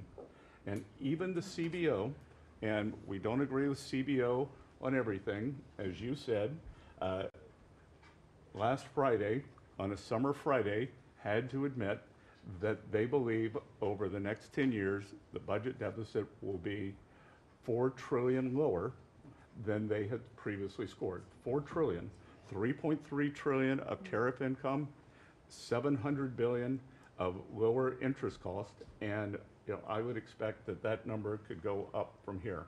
So, Mr. President, your return to the White House marked the return of the American worker. Thank you for reclaiming Labor Day for the American people. You're growing the economy for everyone, especially the middle and lower income households who suffered disproportionately under the last administration, and it's an honor to do this under your leadership. Great job. You're doing great. Thank you very much, Scott. Brooke? Sir, I dropped my second son off at college last week. And I wasn't planning to say this, but just listening to everybody, I wanted to put a little bit of a personal touch on this work. He started his freshman year yesterday at Texas A&M, for all my SEC friends in the room. Thank you for saving college football, by the way. We're all very grateful. The country just feels different. It just feels different. There's such a optimism and a love. There's a faith movement going through, especially with our younger Americans. And for those of us with kids in college, I know we feel it. And I experienced it firsthand last week, moving him and my other older son in as well. As we move toward Labor Day, you have made a lot of dreams come true for a lot of people, but one of my longtime dreams was for the right to recapture Labor Day. And I've been talking about this for almost 20 years and writing about it, that why are we ceding the day that we are celebrating the American worker to the Democrats? Because this is our day. Perhaps of any day of the entire year, this is our day. America was founded and fought for by fishermen and farmers and workmen and et cetera. The Genesis, the first book of the Bible, talks about the righteousness of work and the art of creation. And so to be part of this effort to represent the farmers, the ranchers, the agriculture industry at this moment in time, which I do believe we're in a revolution. 1776 was the first one, 1863 or so with Abraham Lincoln was the second. This is the third with Donald Trump leading the way. And we are saving America. And the idea that we are putting the worker, the very central component of the American dream at the center of it, is the reason that it is so. So at USDA, it continues to be my greatest honor to fight for the original American worker, whom I think the farmer is and what they represent. And as we are building new systems and new structures, as we have this year going to have the best harvest on record for our row croppers and others, what this team has done and is doing to open up those markets to ensure that these farmers can continue to return prosperity to rural America. I'll finish with this. This morning, we had a working group with 6 of our cabinet members. Bobby Kennedy representing healthcare, Linda McMahon education, Lee Zeldin deregulation, Kelly Loeffler small business, Lori Chavez Rimmer labor, and Scotty Turner housing. And how you leading the way in your vision, how that will return the golden age to rural America, to the very fabric of our country. And whether it's better hospitals, better education, more opportunity, less government, better and bigger small businesses, better opportunities for our workers, and better housing, and of course the agriculture piece of that, through the big, beautiful bill, the bill, what it did, the greatest investment in rural America in history. And now the opportunity to effectuate that is, again, a game changer, a country saver, and what a joy to be able to do it under your leadership. So thank you, sir. Really good. Thank you. Beautifully stated. Thank you very much. Yeah. Scott? Yes, sir. Thank you, Mr. President. I'm so grateful to be here to celebrate Labor Day with the greatest team in America. And it is football season, so I'm happy about that. But Mr. President, I want to say thank you for, as Brooke said, reclaiming Labor Day. and you've been a tremendous champion for the American worker. I come from a hard-working family, as many people around this table do. And so thank you for helping us to change the conversation. And I believe we are changing the conversation around the kitchen table. And as everybody knows, you know, my job is to steward HUD. And we have at HUD been very intentional about changing the conversation about the dignity of work and the dignity and the honor of family formation through work. And how the younger generation, when they see their parents work, how they're incentivized to work. And that, you know, America is not a welfare state, but America was built on small business. It was built on entrepreneurship. And so as it pertains to housing, we're being very focused on that, and even some that receive HUD funding to make sure, like our Section 3, when you receive HUD funding, that you are given opportunities for the most vulnerable Americans that you serve to have work, to have opportunities to work, to have work requirements. Work requirements are not a bad word, that's a great word. Time limits is a great word, to incentivize people, able-bodied, able-minded people to work. And I believe that we are, under your leadership, sir, changing that conversation in America to where working is an honorable thing. And Secretary Wright talked about revitalization. Revitalization means to bring new life. And I believe we're bringing new life to America, Mr. President, through work and through all the jobs that people are doing around this table. And with the One Big Beautiful Bill, the most extensive tax break in American history, opportunity zones are now made permanent. And you know how passionate I am, and you are too, sir, about opportunity zones. And so this will allow us to continue to build affordable housing around our country. And Mr. Vice President, I'm coming your way. I'm coming to Columbus later this week and to see how we can continue to build affordable housing in our country with opportunity zones. And you know, 1 million people, Mr. President, were lifted out of poverty because of opportunity zones. $90 billion of private money was invested in opportunity zones, urban, tribal, and rural. And now that they've been made permanent, we're looking for millions more to be lifted out of poverty, $100 billion to be invested, hundreds of thousands of jobs to be created, hundreds of thousands of units of housing to come online. And so, sir, I sit here very excited about the future of this country. I'm very proud to be at this table, humbled to do so. And HUD, we're on a good path. So thank you for all your support and helping us, sir. Thank you very much. God bless you. And I want to give credit to Tim Scott, great senator from a place called South Carolina that we love, right? And Tim really came up with opportunity zones, and we did a good job of working with him, and together we created something that nobody speaks of very much, but it's probably the most successful thing that's ever been done of its kind. It's been amazing. So Tim Scott deserves a lot of credit for that. Thank you. Thank you. So Russell, go ahead. Thank you, Mr. President. And I get the opportunity to go hand by hand with all of these people as they move their deregs through the Office of Management and Budget. And I wanted to zoom out for a second. In the first term, you gave us a goal of 2 for 1. And then we outperformed it through your leadership. We came in at around 5.5, 6 for 1. And then as you're running for your second term, you put out a goal that when you put it out, I was thinking to myself, that's going to be a pretty ambitious goal. You said 10 for 1. Well, where we are right now, in just 1 month, in 1 year, basically 8 months, we are at 245 deregulatory initiatives planned by these agencies. That comes out to 30 for 1. So we are making incredible strides, and you know, as you're focused on the details of each one, I mean, these aren't small things. Endangerment finding is one of the most deregulatory things we've in the history of this country. NEPA reform, incredibly deregulatory. WOTUS just came in, which is Waters of the United States. So every single one of these agencies is doing incredible work when it comes to deregulatory, and when you add that to the work being done to get us going on energy, reduce spending, we're going to lower costs for the American people, we're going to be able to have innovative jobs and get them back to work. So thank you for your leadership, Mr. President. Thank you. Great job, Russell. Appreciate it. John, central casting, I call him. He's central. Well, Mr. President, I'm grateful to be with everyone today, and as we're talking about jobs and workforce, At CIA, consistent with your directives to all of us, we've embraced your mantra for a leaner, more effective, more efficient workforce.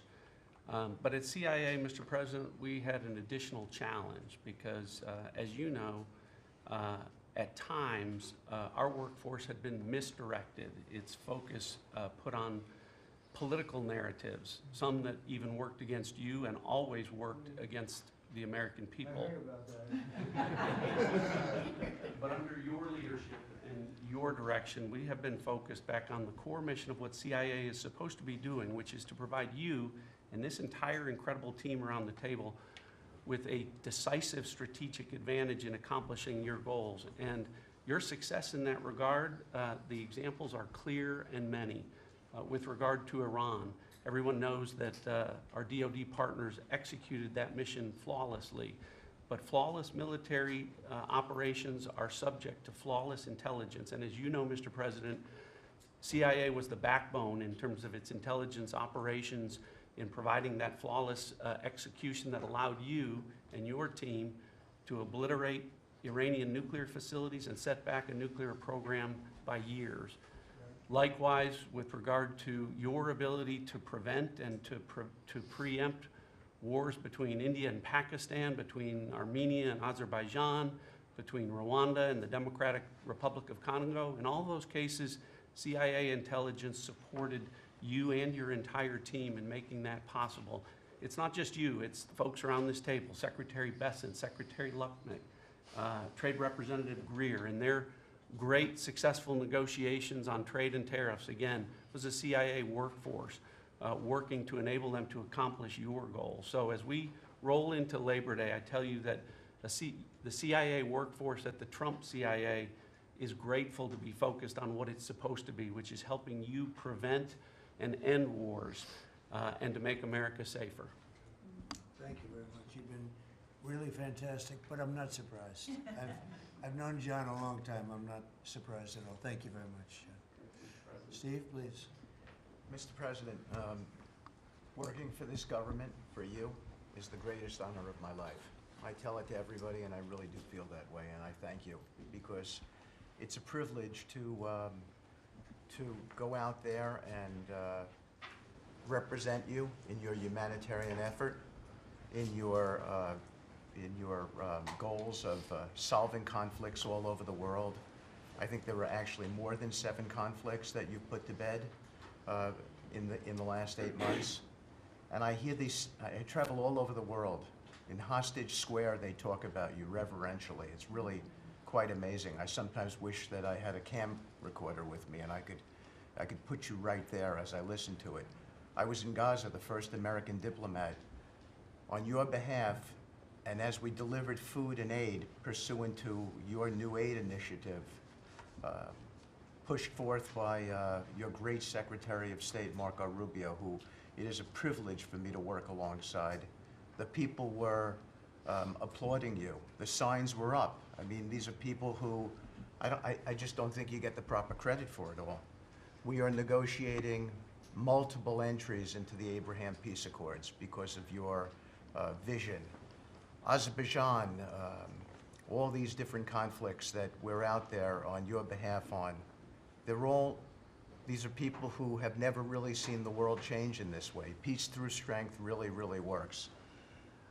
Russia, Ukraine, Iran, Israel, Hamas, we're having meetings all this week on all 3 of those conflicts, and we hope to settle them before the end of this year. Your team is nothing short of incredible. And there's only one thing I wish for, that noble committee finally gets its act together and realizes that you are the single finest candidate since the this Nobel Award was ever talked about to receive that reward. Beyond your success is game-changing out in the world today. And I hope everybody one day wakes up and realizes that.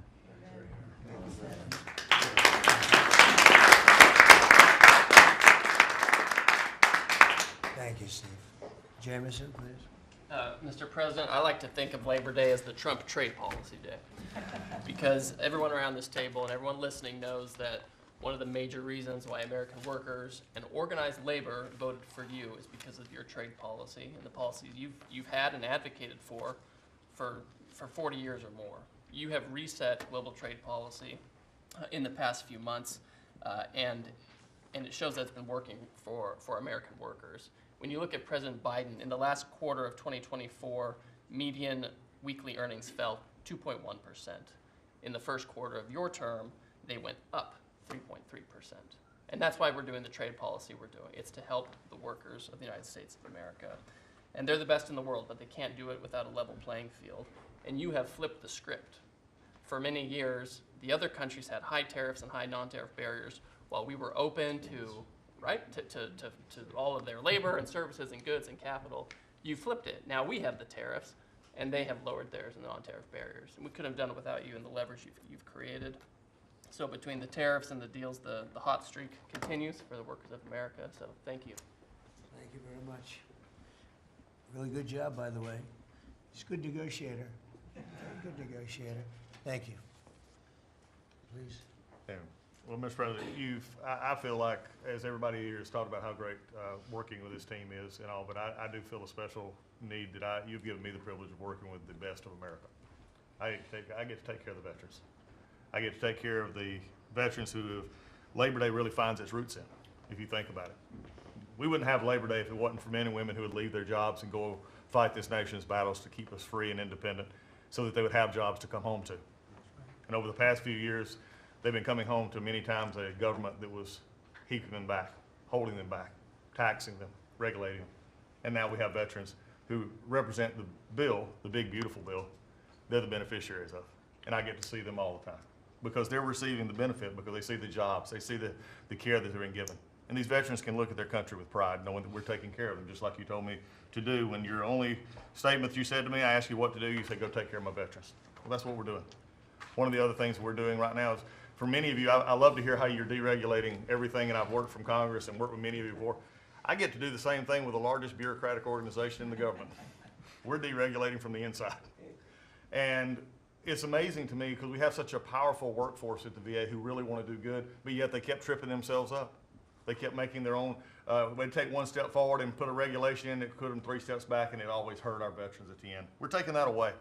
We're making community care again, Mr. President. We talked about this yesterday. We're making community care a part of our direct care system. So if a veteran wants to get into the community, they have our direct care, and they also have the ability to go into the community. Something that the previous administration decided they wanted to keep everybody inside because they thought it was a fiefdom they were building. I'm telling you, we're not building a fiefdom at the VA. We're trying to take care of a service organization that takes care of veterans. So how do we do that? We make best medical interest, where a doctor can send a veteran to the community a lot quicker without having to worry about miles and time logged and wait times. Just get them the help they need.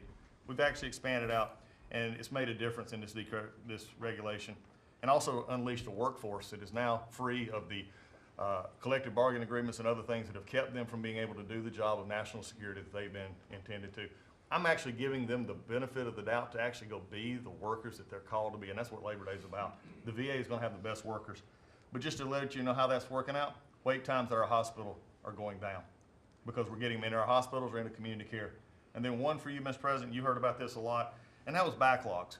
At the backlog when I first came in, and I've said this before, in February we had over 260,000 backlog. That means over 125 days of not getting an answer. In just a little over 4.5 months, we've dropped that over 100,000. We're under 150 and heading down to historic lows. We'll be within the next month lower than any time under the previous administration at all. That means our veterans are getting the help they need. So when you look at it this way, we've opened new facilities. We've put new facilities in places where workers can get to. We've expanded out hours, over 1 million extra hours, so veterans, younger veterans in particular, can get off of work and bring themselves and get their appointments in after hours or on Saturdays. That's what it means to be in the Trump administration. That's what it means to take care of veterans. That's what it means for Labor Day, because you can't forget the ones who fought for us to be on this table today. And it's all because of what you've done and the progress that we've made. Well, you've done a tremendous job, and I hear it all the time. We have a 93% approval rating at the VA now. And you know what it was before? It was like horrible. So thank you very much. Mr. President, there's been some conversation about the Pete and Bobby challenge. I would just note that I don't think Peter or Bobby could hold these sticks for 2.5 hours. Like you guys have. If they want that to be the challenge, so be it. But I think 50 pull-ups and 100 push-ups might be easy compared to the. It really is. You didn't have this problem with Biden. It was in and out very quickly. So kudos on Labor Day to the audio team that's holding the sticks. But Mr. President, it's pretty great to celebrate Labor Day with a builder who loves labor, who loves the men and women who have built this country, the people that sweat, that have great skills, they have grit. They do the dirty jobs of America that have made this country great, and you know them very well because you have worked with them. The great Trump projects have come from the very men and women we're going into this weekend to celebrate. We all want to claim Labor Day in our departments, but I'm going to claim this at DOT because, you know, roads, bridges, pipelines, shipbuilding, rail, passenger, and freight all fall under the great men and women who wear boots and make this country wonderful. And at DOT, we don't want to have the Congress spend money. We want to take the money that Congress gives us and actually deploy it and put these men and women to work building the great projects of this country. That you said, the big, beautiful projects that connect this country. And that's why we have got rid of the DEI. We've got rid of the green. We've done what we can to streamline the regulation to move these projects faster. Time is money, and time has been money. Even Democrats agree now that it takes too long to go through the regulatory process. So we're going to move these projects faster, putting the great American worker back to work. I want to make a quick comment. We've all probably talked about this horrific accident in Florida, and I appreciate the help of Christy and Marco on this very issue. But in May, we said, listen, it's a safety issue if you can't proficiently speak the English language. And we gave states a little over a month to comply. And Washington, California, and New Mexico have refused to comply. And by the way, this individual in Florida received a CDL from Washington, from California, and received a speeding ticket after our rule went into place, and they didn't stop him. And had they taken him out of service, he wouldn't have been in Florida, and we would have 3 beautiful people alive today. And I make that point because it's the work that maybe no one sees that then shines a light when horrific things happen, but also that your cabinet works together and teams up to make a difference for the American people.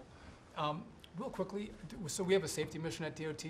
I don't know that you'd think of the transit unions in the greatest cities of the country, New York maybe being one of them, that support us, but they do because the violence in the subways and on our buses across the country, the transit workers are the ones who take the most abuse.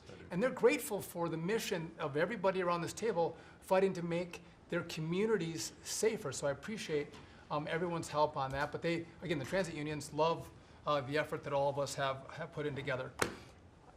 One quick FAA. We are about to put out a request for proposals for a big, beautiful bill. We got build. We got $12.5 billion in the big, beautiful bill. We need more, but this is a great start. I expect the middle to the later part of July, we'll be through the process to bring the proposed integrators to you for selection, so we're looking forward to that. We will have the most, I'm learning from you, this is going to be the greatest contract ever crafted in the federal government for this build for air traffic control. Really, it's innovative, and we have unique tools at FAA. It's going to be a great contract. Bobby left me out of the windmill conversation, Bobby, but so there was a study done in the last administration that said if you build windmills 1.2 miles, within 1.2 miles from a roadway, it can mess up the automation and technology on a car. Same thing 1.2 miles from rail. The last administration buried that report, Mr. President. And so now what we've said is, what we're going to do is say, listen, I'm sorry, it is a safety risk to build windmills this close to roads. By the way, they want to build them by roads and by rail. We're going to say no more. It is a safety risk, and we have a report to show that. And just real quick. Good idea. That's great. Good team effort. I wasn't invited to the party, but I'm still going to throw in for the party. Maybe next time, Bobby. One last thing. We have this Mars to Moon mission at NASA. Moon to Mars mission. Sorry about that. But sometimes people think that space doesn't matter to them. But if you look at every rocket that's launched, the machinists, the truck drivers, the electricians, the welders that build these rockets in the industry that has developed over the course of the last 10 years in space, it's truly remarkable. It's not just rich guys sending up rockets in partnership with NASA. There's a whole industry of working men and women who we celebrate this weekend that build, refurbish, design the rockets that are making America the leader in space. So thank you for your leadership, and happy to celebrate this weekend with you, Mr. President. Really great. And he is doing a good job at NASA too, and we are, I think we'll have some pretty exciting announcements. And you enjoy it. And fun. I said, how about temporary? He said, well, can I go a little bit longer? He loves it. He loves it, and he's doing a really good job. Thank you very much. Appreciate it. Howard, please. So, making America great again is one of the key statements, and people don't always understand what you mean. So, we always talk about 1870 to 1913, but in the mid-1980s, America owned more of the rest of the world than they owned of us. We owned $140 billion of the rest of the world net of what they owned of us. And when you came into office this time, the rest of the world owned $24 trillion more of our assets than we owned of theirs. And so when people argue with you about, the trade deficit is nothing, the trade deficit sends 1.2 trillion of our dollars to them. And what do they do with it? They buy the great America. Because when we learned in college, what we learned was that if you keep printing these dollars, they're supposed to devalue. But the problem is we're too smart. We invented the light bulb, the transistor, the GPU, so they keep buying us. And the only president ever to understand that, and you understood it in the 80s and the 90s, and I used to, see you on TV and you'd say, God, what are these people doing? And finally, we've changed it. So let's go over what we've changed. So Japan and Korea, they're never gonna open their markets to us. So we've negotiated $900 billion that they're giving you to invest in national and economic security in America. The European Union, the second largest economy, $20 trillion. And all the experts said, you'd never get a deal done with them. And watching you in Scotland was my favorite thing, right? 15%, they'll pay us 15%, and we will pay zero. So we can export to their $20 trillion economy, and they can pay to come to the great American consumer, right? So, a couple of other things. 4 days before you took office, the Commerce Department, which had the CHIPS money, they set up this thing called NatCast, which was a make-believe not-for-profit. And they signed contracts to wire them $7.4 billion. This was just nonsense. So we stopped the payment. We've got the money. It's an illegal thing to try to set up a department that's not the Department of Commerce, that kind of acts like the Department of Commerce. And what was it filled with? All these people who work for the Biden administration. I mean, it's exact corruption that you talk about. $7.4 billion now clawed back. Last week was the most fun. In 1 week, Intel came in, right? The Biden administration had given $11 billion to Intel, given it to them, done. Corporate just gift. And you turn that into really, it was like less than 5 minutes of conversation, and Intel agreed to give us 10% of their company, which of course was worth $11 billion. So it's not socialism. This is capitalism. If you give someone $11 billion, who's just building in America, they're not doing something special, they're building in America. And their CEO told the president he didn't need the grant. And you said, well, then why don't we get something for it? So it's amazing. You're going to watch semiconductors come home, right? We don't produce semiconductors. We've got $165 billion for TSMC, but you're going to watch the whole ecosystem come home because Donald Trump is the only president who understands The magnet to make them come home is one word, which used to be a favorite word. Now it's dropped to number 4, which is tariffs. Right? Tariffs are going to bring semiconductors home. They are going to empower Bobby to execute MFN. Tariffs are going to be one of those tools that he's going to use to do that. We're going to do it for furniture. We're getting autos. We got steel, aluminum. I mean, it has been a blast, a blast. So 2 more things. The Department of Commerce is going to start issuing its statistics on the blockchain because you are the crypto president, and we are going to put out GDP on the blockchain so people can use the blockchain for data distribution, and then we're going to make that available to the entire government so all of you can do it. We're just ironing out all the details so we can do it. Patents. We have given tens, if not hundreds of billions of dollars to universities for them to do research, and they invent things. And you know who owns those patents? The universities. So we are going to make a deal with them all, which is if we give them the money, don't you think it's fair that the United States of America and the taxpayers who funded it get a piece of that, right? So we wrote a letter to Harvard, so Linda and I working together. I mean, it's so much fun to work with everybody here. I mean, we just have a blast, you know, because Linda's hitting Harvard and she says, what can we do? And now we send them a patent letter and we'll hit them again. So we're having fun together. This is the greatest cabinet working for the greatest president, and I just want to say thank you. I'm having the time of my life working for you, Mr. President. Thank you. That was very well stated, wasn't it? Some things people don't think of too much. Thank you very much. Great job. Pete? Sir, well, amen to what Howard said. And I would just say, heading into Labor Day from the American military, sir, we happen to be the largest employer in America. We like to think we have a different form of employees who need to be the toughest and the strongest and the most well-trained and the most lethal.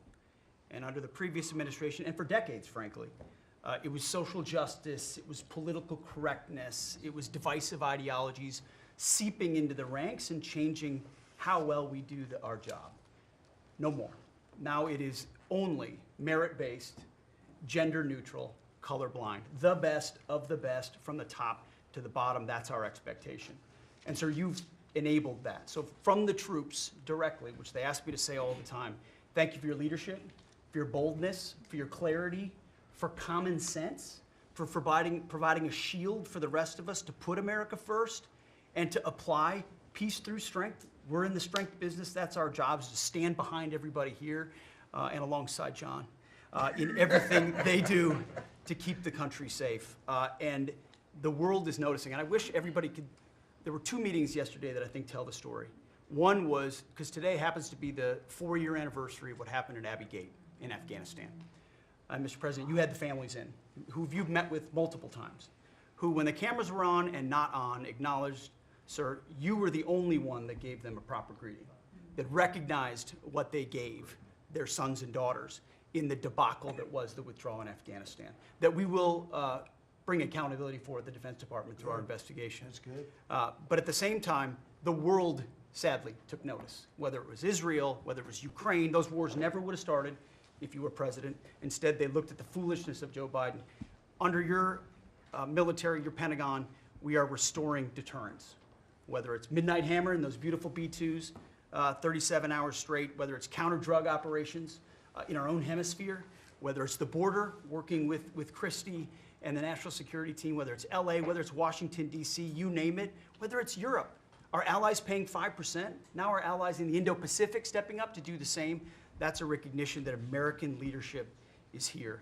And then in the second meeting, we were talking about what we're doing in D.C. and Pam's taking the lead. I have to say, just pause for a second. When I look around this table, yes, there's a national security team of Steve Witkoff and John and Scott and Howard and the vice president and Susie and Christy and Tulsi, but to every person here, we work together on a daily basis. And if you call me and I call you, the answer is yes, how do we do it together? I think that's exceptional. It's what the American people deserve, and you've demanded that, sir. So I very much appreciate it. In that meeting on DC, I started my sentence by saying, the Department of Defense, to which you said that just doesn't sound right. So maybe next time we're here, my card will read Department of War. We'll see. But it's not, here's the thing, here's what people miss. It's not just about words. It's about the warrior ethos. It's about what the department is supposed to do.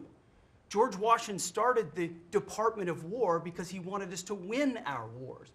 Our founders didn't want endless foreign entanglements. They didn't want endless contingencies and deployments.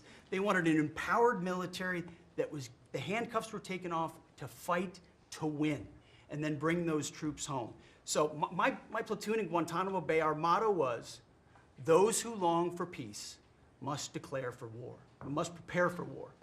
We don't want war, we don't seek it. You are the peace president, sir. Because we are strong, our enemies know what we will do.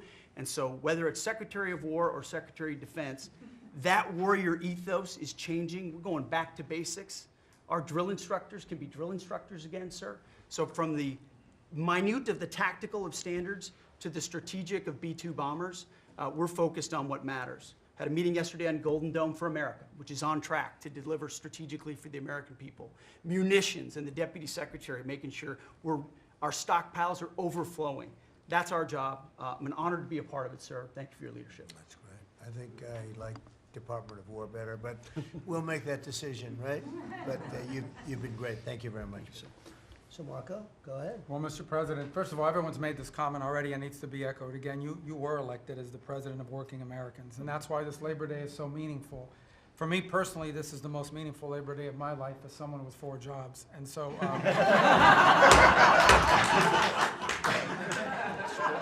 it's true. And, but on the point of, you made it very clear from the outset, even in foreign policy, everything we did has to be pro-American. It has to make America stronger or safer or more prosperous.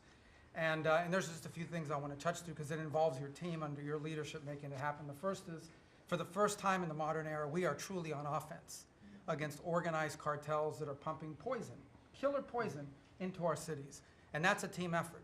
It's Christie's team, it's Pete's team, it's Pam's team, and obviously it's under your leadership. And by the way, we're getting incredible economic international cooperation. Countries just in the last week, Ecuador, Paraguay, Guyana, Trinidad, today Argentina, all joining us or trying to be helpful in advancing this.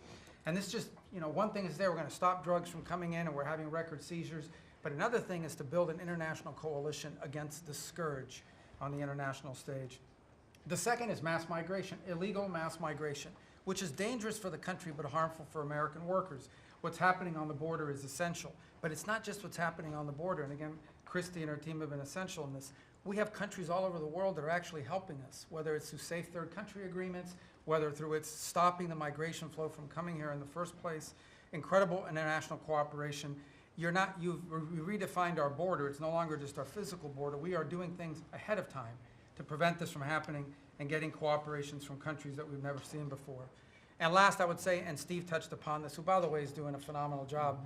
Steve is both a great negotiator and he's also a nice guy, which are 2 tough things to pull off together.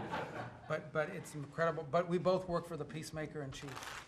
Think about it, how fortunate we are as Americans to have a president who's made peace a priority. And just since the last time we've met, there was a war going on in Cambodia and Thailand, between Cambodia and Thailand. The president just picks up the phone and tells them to stop fighting, and within 72 hours, the fighting had stopped.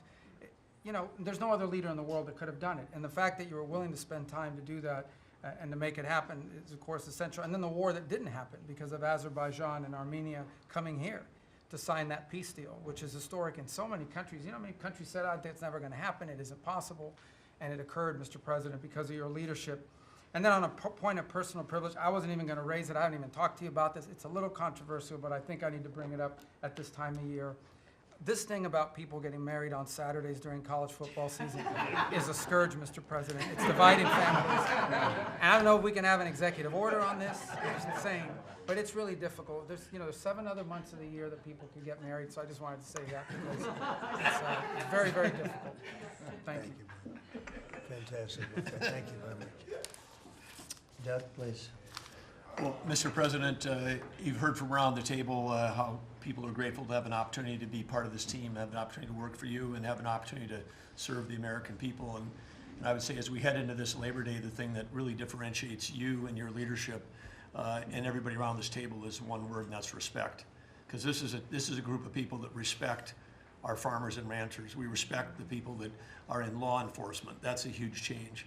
Respecting the people that are in uniform, respecting our veterans, respecting our the shrimp fishermen, I mean, whoever it is in this country, people that are building our roads. This whole group embodies that sense of respect.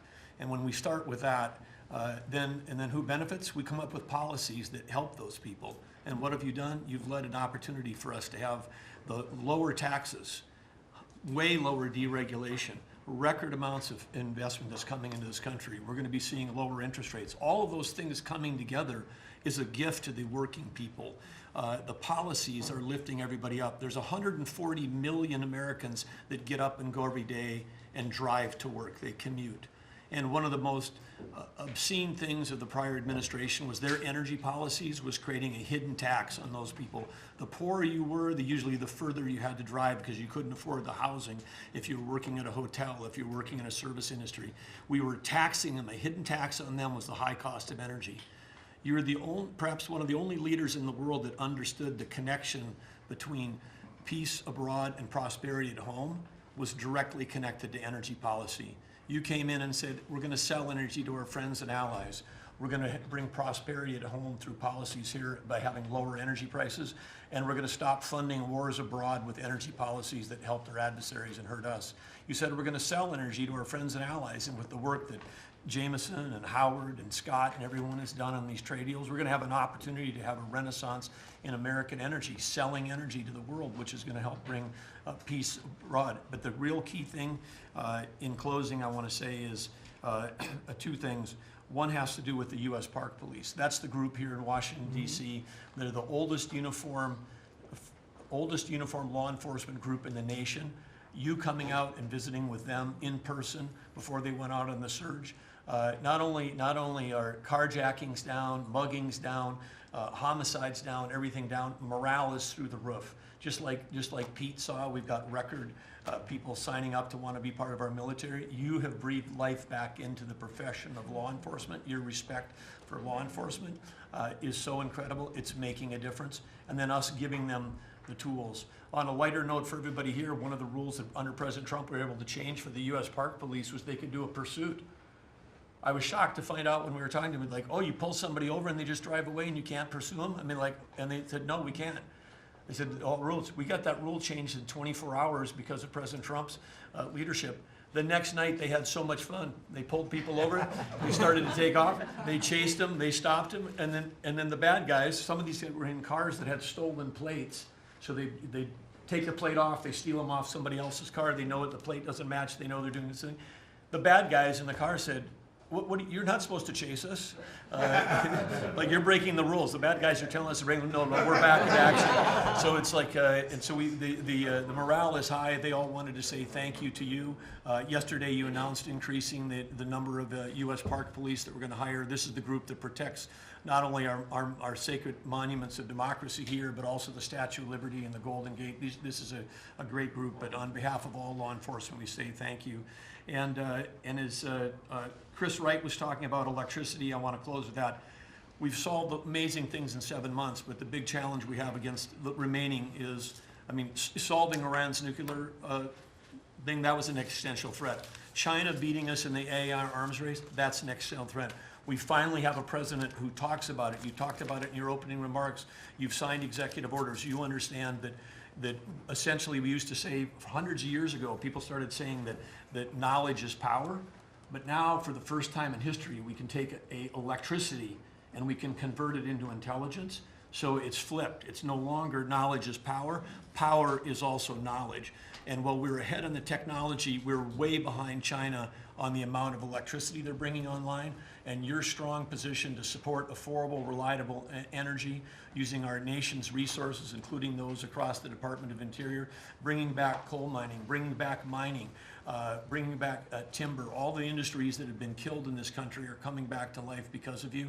And with your leadership, we have a chance to not only win the AI arms race, but actually dominate it the way we're dominating in other things. So thank you, Mr. President. Thank you very much. And we're leading that race right now by a lot. And we're going to keep the electricity coming. In China, they do it very quickly. They have one person that says, do it, and that's it.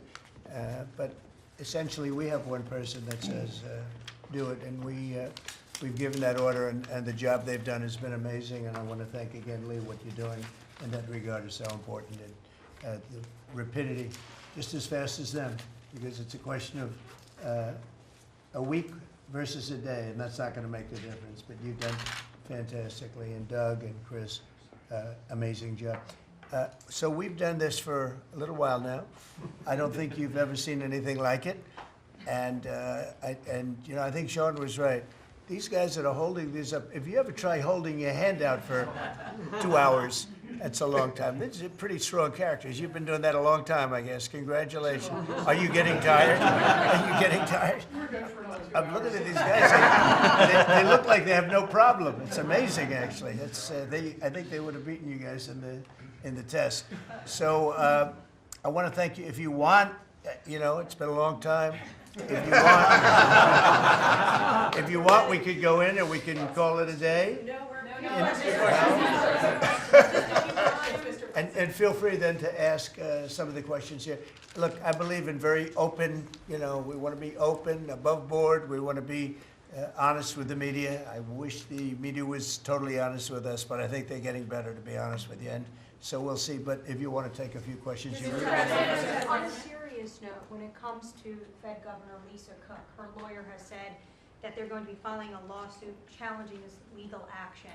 What is your response? Are you prepared for a legal fight? And then a little bit more Oh, sure, of a always. You happy always have question, legal sir. fights. Look, And I then had a on legal football- fight that went on for years with crooked people, with very horrible people, people that have been found out now between John Ratcliffe and Tulsi and Pam, and I mean, the things that we found out, of course. It's a very, very sad group of people. But no, she seems to have had an infraction, and she can't have an infraction, and especially that infraction, because she's in charge of, if you think about it, mortgages, and we need people that are 100% above board, and it doesn't seem like she was. Yeah, please. Mr. President, first, I would love to ask you a serious question, but I have to tell you the biggest pop culture news of the year broke while we were in this cabinet meeting. Travis Kelce and Taylor Swift are engaged, and the world wants your reaction, sir. Well, I wish him a lot of luck.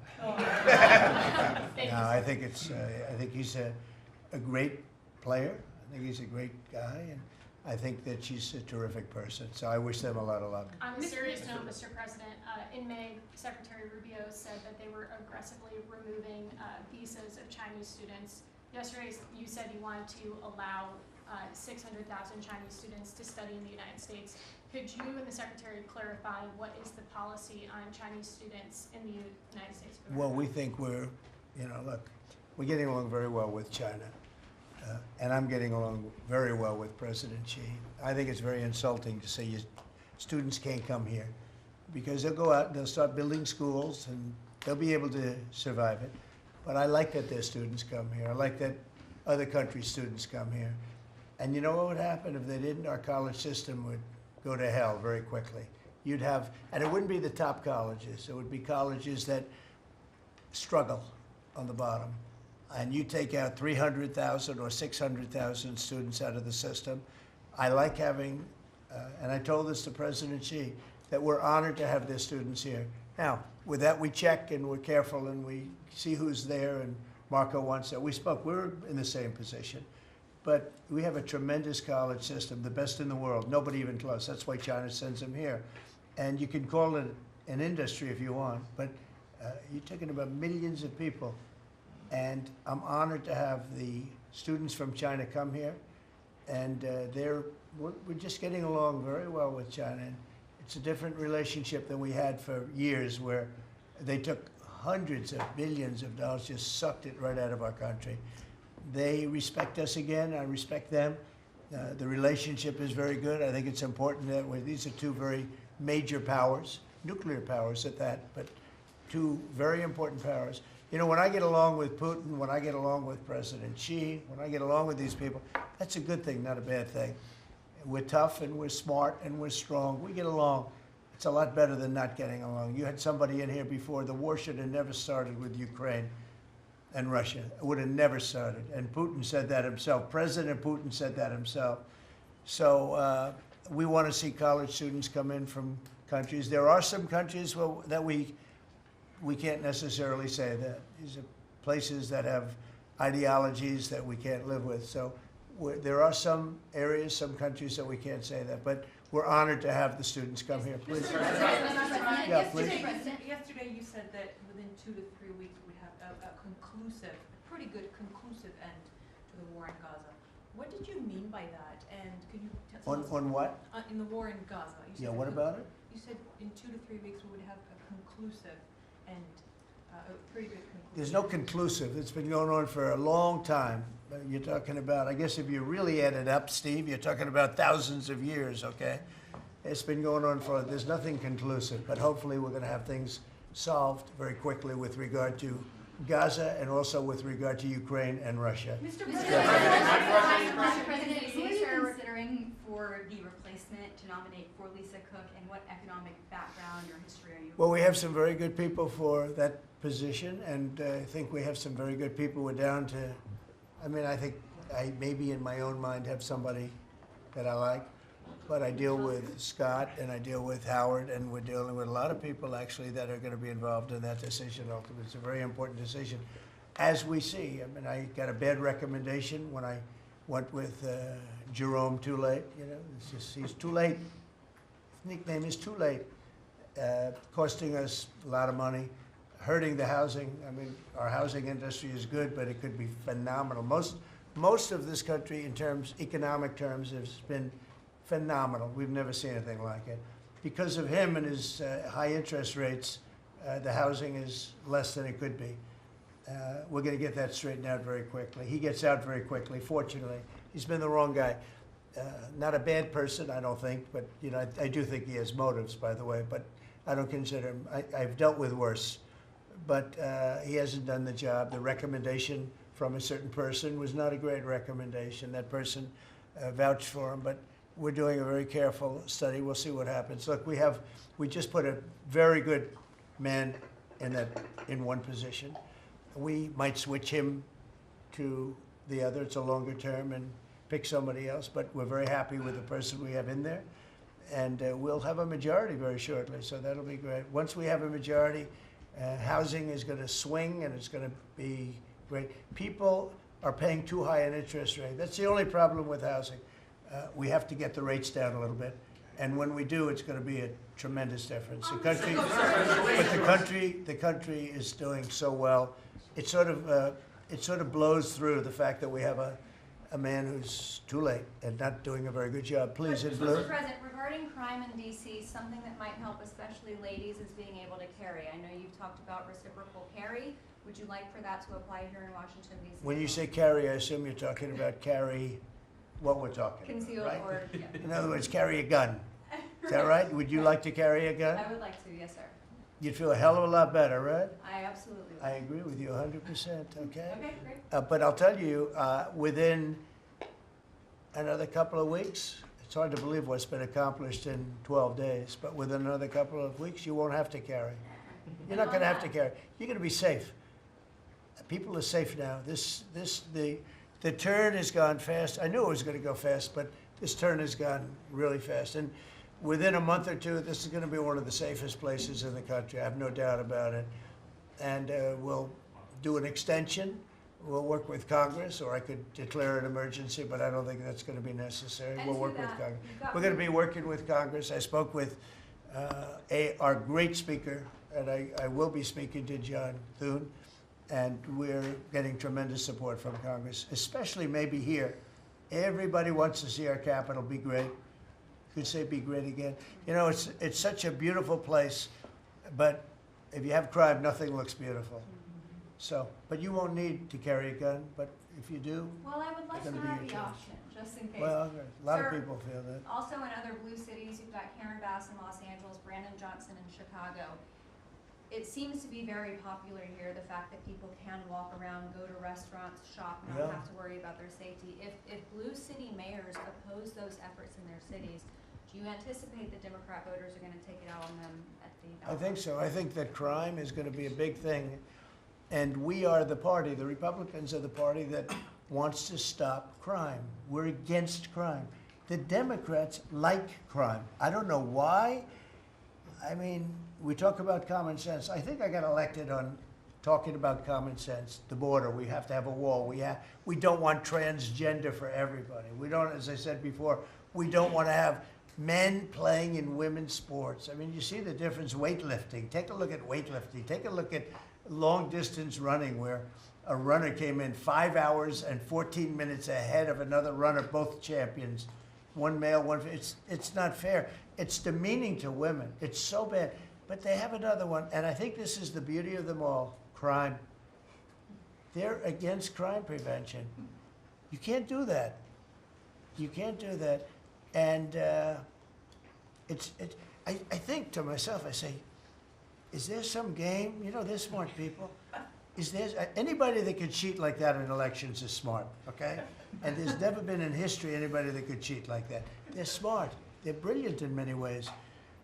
I say, is there some trick to this? When they say, Trump is in Washington, D.C., stopping crime. He's a dictator. And people are being mugged like your brilliant associate here. I don't know how you're alive. I mean, based on that story, you got very lucky. He didn't just go, all he had to do is this, right? And, you know, it's pretty amazing. So we have something.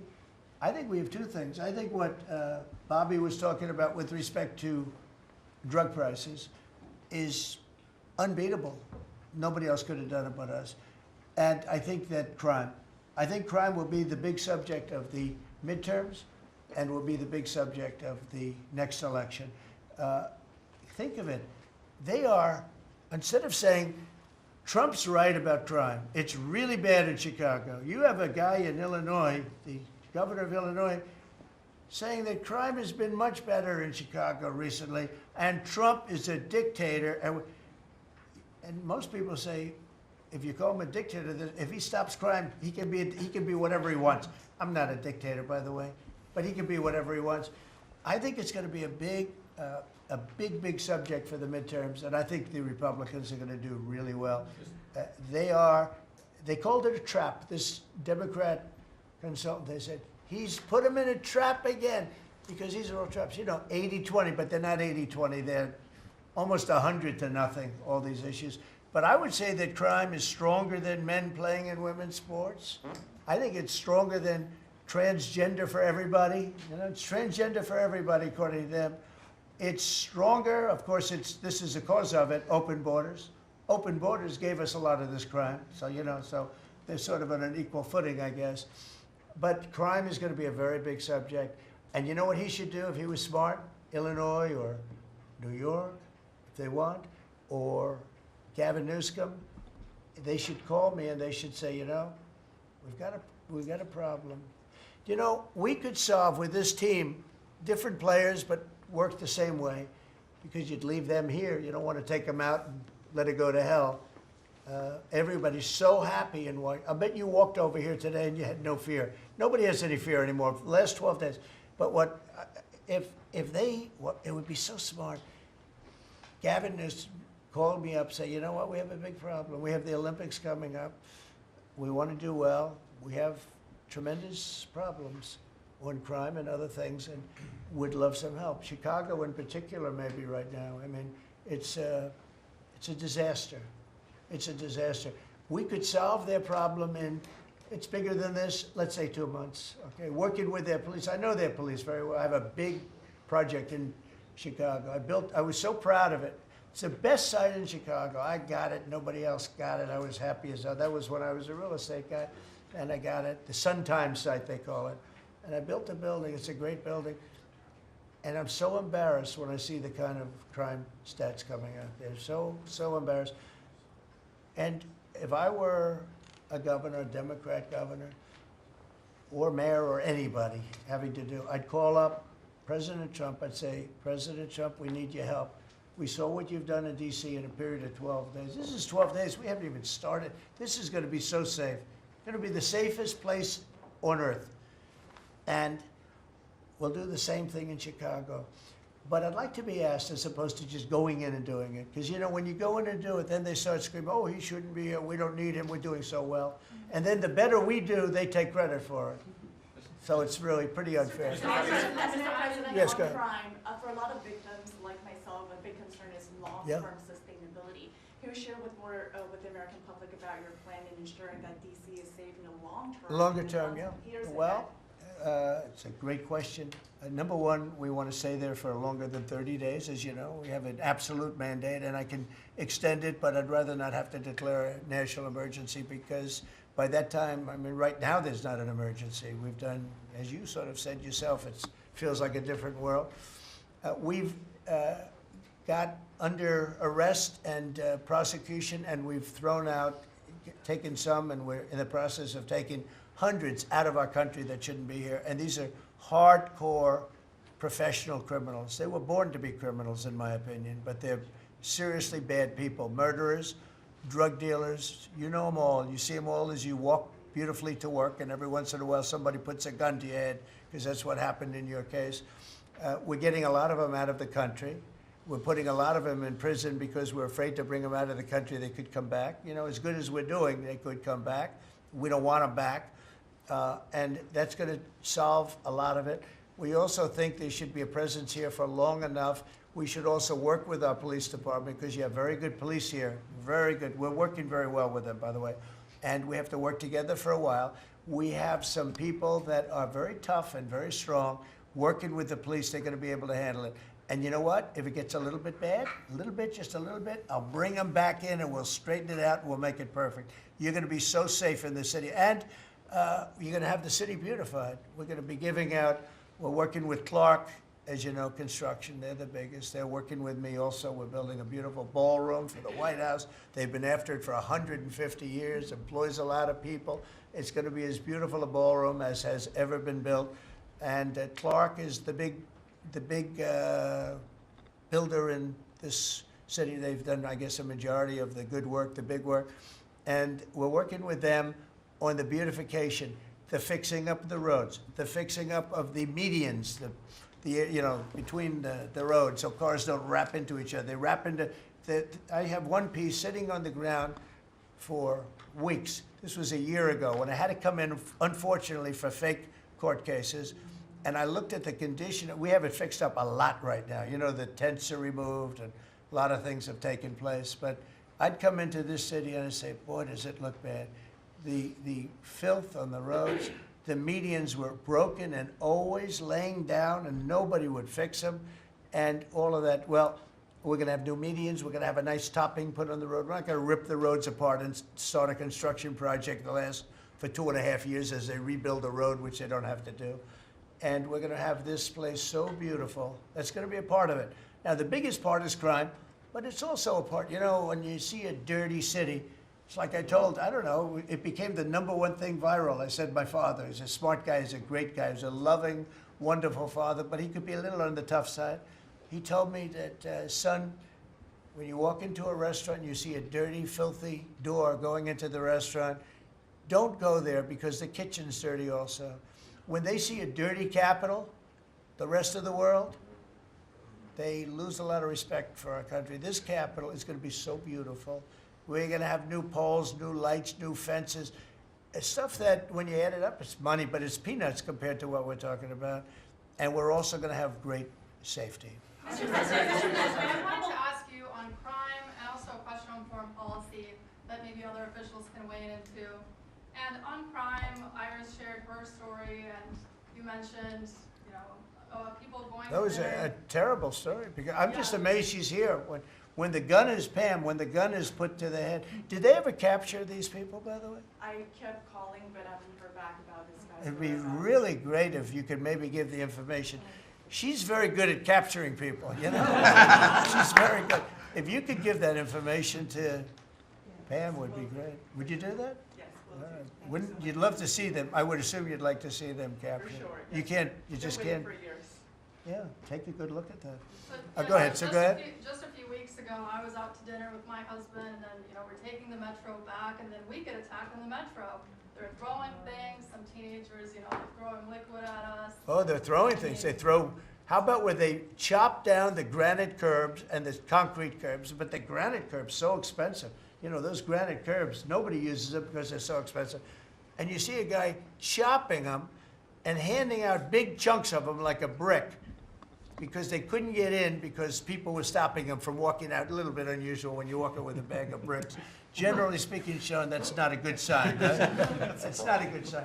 But they now come in with hammers. They can disguise a hammer, and they start pounding the concrete and the granite, and they hand out chunks. And those people take those chunks and start throwing them at cops, or they stand on the top of bridges and they drop them down into the windshield of your car, and you get killed running into a light pole. It's those days are over. I wanted to ask you, Governor Hochul, Kathy Hochul said that she spoke to you on the phone, and you said you might send National Guard troops to New York. You mentioned that. So will you? I'd love to do it if she'd like. I get along with Kathy. If she'd like to do that, I would do it. See, look, New York has difficulty like other, and I don't want to make this I want to make this like friendly, but the places we're talking about happen to be virtually all Democrat run. Now, take a look at your 25 places that are most troubled. Everyone, except maybe one, and it's way back in number 24 or 25, but essentially 25 out of 25 are run by Democrats, and cashless bail was a disaster. When they did that, and I believe it was instituted first in New York, but when they did cashless bail, that was a tragedy for this, because that's when it really started getting bad. When somebody kills somebody, you don't say you can come out, you don't have to put up anything. You put that person in jail, and you find out whether or not it's true, but you don't give cashless bail with a promise to come back in a couple of months, we'll start talking to you. Because they go out and they kill other people, and you can't do that. The cashless bail has been, it's just a woke thing. It's got to stop. You see that, Christy, better than anybody. It's got to stop. It causes unbelievable, and we're doing that. We're stopping it in D.C. I would love to have the governor of Illinois call me and say, look, we have a problem in Chicago. We will stop that problem in Chicago in 2 months, maybe less, 2 months. We'll stop it. These are tough cookies we have working for us. These are tough cookies. These are not politically correct soldiers that I won't go into definitions of what that means. But these are not politically correct soldiers. These are rough guys. I watched it last night. I see it. I saw them the other day when we went down and we spent some time together with them. These are tough cookies. These are not people that you're going to laugh at and spit in their face and they're not going to do anything about it. And these people, they're afraid. These gang members who are bad people too. These are bad. These are just bad people. Ours are bad, but they're bad in a good sense, right? You don't understand that, Scott. And we can solve Chicago in 2 months. Now, then, as per your statement before, we have to keep it going, and we'll be able to keep it going. The first thing you have to do is get it down. We are very close to being at that position in D.C., and within a month, we will be, within a month from when we started, which is quicker than I thought, you're going to feel very, very safe. I think you feel very safe right now. But I would love it to have these governors, mayors call me and say, we'd like to invite you into our community because we have a problem and you can handle the problem and we can't.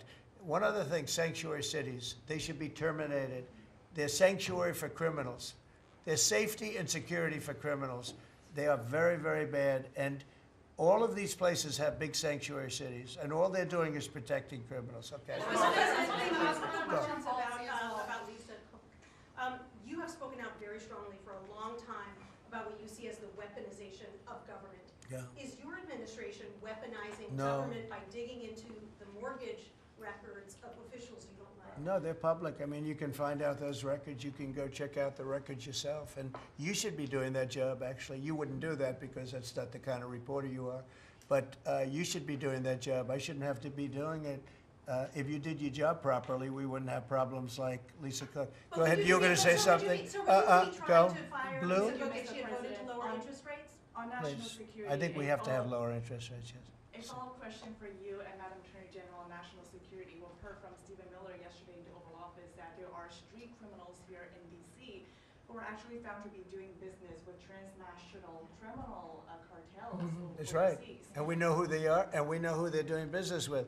And we're arresting the people, very strongly arresting, and we're keeping them there because, your laws here make it very difficult. And one of the other laws we're trying to get done, because you have 14-year-old kids that are just as tough as a 25-year-old kid, just as dangerous, and they carry the same gun. And we have to make a provision where they're treated like older people, because these are seriously tough, bad. They're children, but they're criminals, and they're really bad criminals. And they're used by older people because they never get charged, because you can't do anything to them. But we are getting that change, Pam, I hope, because you have 14-year-old kids that are evil, they're sick, and they have to be put away. Something has to be done, because you can't have a society where they're allowed to walk the street. You know that better than anybody. On your way to Alaska. I can't believe it. You're not tired holding that? Look I have at a this. few more questions. How strong are you? How strong are you? Look at him. He's been holding that thing for 3 hours. You're a good fisherman. Well, I should give that a shot. Go ahead. On the way to Alaska, you had mentioned that there would be severe consequences if Vladimir Putin did not agree to a ceasefire. Yeah. After that summit that was rolled back, given the negotiations, is he back on the clock now? I want to see that deal end. It's very, very serious what I have in mind if I have to do it, but I want to see it end. I think that in many ways he's there. Sometimes he'll be there and Zelensky won't be there. You know, it's like, who do we have today? I got to get them both at the same time. But I want to have it end. We have economic sanctions. I'm talking about economic, because we're not going to get into a world war. I'll tell you what, in my opinion, if I didn't win this race, Ukraine could have ended up in a world war. We're not going to end up in a world war anymore, but it would have ended up possibly in a world war. That would have been they were ready to trot. But just like India and Pakistan, we're going to end up in a nuclear war if I didn't stop them. You know, it's sort of strange. I saw they were fighting. Then I saw 7 jets were shot down. I said, that's not good. That's a lot of jets, you know. $150 million planes were shot down. A lot of them, 7, maybe more than that. They didn't even report the real number. I'm talking to a very terrific man, Modi of India. And they say, what's going on with you in Pakistan? Then I'm talking to Pakistan on trade. I said, what's going on with you in India? And the hatred was tremendous. Now, this has been going on for a hell of a long time, like sometimes with different names for hundreds of years. But I said, what's going on? I said, I don't want to make a trade deal. No, we want to make a trade deal. I said, no, I don't want to make a trade deal with you. You're going to have a nuclear war. You guys are going to end up in a nuclear war. And that was very important to them. I said, call me back tomorrow, but we're not going to do any deals with you, or we're going to put tariffs on you that are so high. You were there, Howard, right? Yep. You're going to put tariffs on you that was so high, I don't give a damn, your head's going to spin. You're not going to end up in a war. Within about 5 hours, it was done. It was done. Now, maybe it starts again. I don't know. I don't think so, but I'll stop it if it does. We can't let these things happen. The Russia-Ukraine situation, last week, 7,012 soldiers, 7,012 soldiers died. They were Russian, they were Ukrainian, they weren't American, so a lot of people would say, what do you care? They're not American. I care. They're 12,000, over the last couple of weeks, over 12,000 people died in like in 2 weeks. You know, we're talking about crime where somebody's killed here or somebody. Think of it, you have your son leaving Russia, leaving Ukraine, their little house, wherever they live with their parents, they're waving goodbye, just like our parents would wave goodbye. And they're waving goodbye, son. And then a week later, his head's blown off in a stupid war by a drone, a whole new form of military problem. So, no, I'd like it to stop. I want to get it to stop. And it will not be a world war, but it'll be an economic war. And an economic war is going to be bad. And it's going to be bad for Russia, and I don't want that. Now, I have to also see, because not everybody, you know, Zelensky's not exactly innocent either, okay? You know, it takes 2 people to tango. And I say it all the time. You got to get them together. I get along with Zelensky now, but we have a much different relationship, because now we're not paying any money to Ukraine. You know, stop that. We're paying money to ourselves. What's happening is NATO is buying all of the equipment and paying in full. But even with that, forget about that. I want to get it stopped because it's a lot of lives that are being lost. Every week it's 7,000, 5,000, 6,000. I get the reports and I see battlefields. I'd rather not see them. And you know, you read about Gettysburg. You read about Gettysburg and you see, you know, those 600,000 people, but in that war in particular was really bad. Like 150,000 or something, just dead body. I'm seeing the same. I see pictures. I see satellite pictures of heads over here, arms over here, legs over here. And this is like a modern age. It's no different than the worst wars that I've ever seen. And if I can stop it because I have a certain power or a certain relationship, I had a very good relationship with President Putin. Very, very good. That's a positive thing again. And I think I'm probably the only, Steve Witkoff would tell you I'm the only one that can solve it. I don't know. He's told me that a few times, unless he was saying that just to build up my ego, but it's not really. I have no ego when it comes to this stuff. I just want to see it stop. Thousands of young people, mostly young people, are dying every single week. If I can save that by doing sanctions or by just being me, or by using a very strong tariff system that's very costly to Russia or Ukraine or whoever we have, you know. But I stopped 7 wars, and 3 of those wars were going on for more than 30 years. You know, if you look at Congo, if you look at, just look at any of them, almost all of them were going on for an extended period of time. Now, interestingly, one had just started, it was 2 days old, and you know that one. And we did that one when we were in Scotland negotiating. It was 2 days up, but there were 2,000 dead bodies laying on the border, and I got that one stopped too. And I'm very honored by that, but I still, the one that I thought would be the easiest is turning out to be the hardest. That's President Putin and President Zelensky, but I think I'll get it done. Why do you Can think you that stop is? Why is the it harder family than violence, you sir? You never know. It's war. Can you stop the family With violence? war, you never know, right? War's very tricky, very horrible, but with war, you never know. Things change. People go into war, think they're going to win the war, and then they get their asses kicked, and they lose their country, and they lose millions of lives. Nobody goes into a war thinking they're going to lose. They go in. I'm sure that Ukraine thought they were going to win. It's going to be, you know, we're going to win. You're going to beat somebody that's 15 times your size. Biden shouldn't have let that happen. Biden shouldn't have.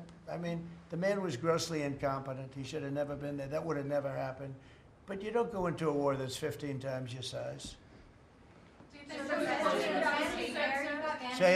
just put out a statement saying that Lisa Cook has indicated through a personal attorney that she'll promptly challenge this action in court, seek a judicial decision that would confirm her ability to continue. That's all right, whatever And it it is. says the Fed will abide by any court decision. Thank you very much Will for reading you abide that. by a court decision? I abide by the court, yeah. I abide by the So court. the Yes, question please. is- That's enough, that's enough. Mr. Go ahead. President, what other companies are you thinking about taking stake in? Well, you know, we didn't take a stake in the sense that it was reported. Everyone said, I bought a stake in Intel. No, I got it for free. I said I was with the, is that correct statement? Howard was there. Absolutely correct. Scott knew all about it. They came in, a man was charged with something by a very good person, Senator Cotton, made some statements about the gentleman that was running Intel. When he came in, and I said some rough things about him, I said, I'm not happy with it, and they called, and he was very devastated at what I said. I said he should immediately resign. And he came to see me, and I was very impressed by him, actually. And he made a mistake, or factors happened where something like this could have taken place. In the meantime, his board was staying by him. And I said to him, and took about, I would say, less than 45 seconds. I said, you know what you should do if you're smart? Give the United States of America 10% of your company. And he looked at me and he said, I'll do that. I said, I just made $11 billion for the United States. And we made the deal. I didn't pay, we didn't write a check. Now, I guess Biden, with his stupid CHIPS Act, handed money to all these people that didn't need any money. It didn't do anything. You know, they're giving billions of dollars to everybody. They all have so much money, and they have more money. But there's no commitment that you had to build. They just took all this money. It's the stupidest thing I've ever seen. See, with tariffs, they have to come in, because if they don't come in, they can't sell into our country.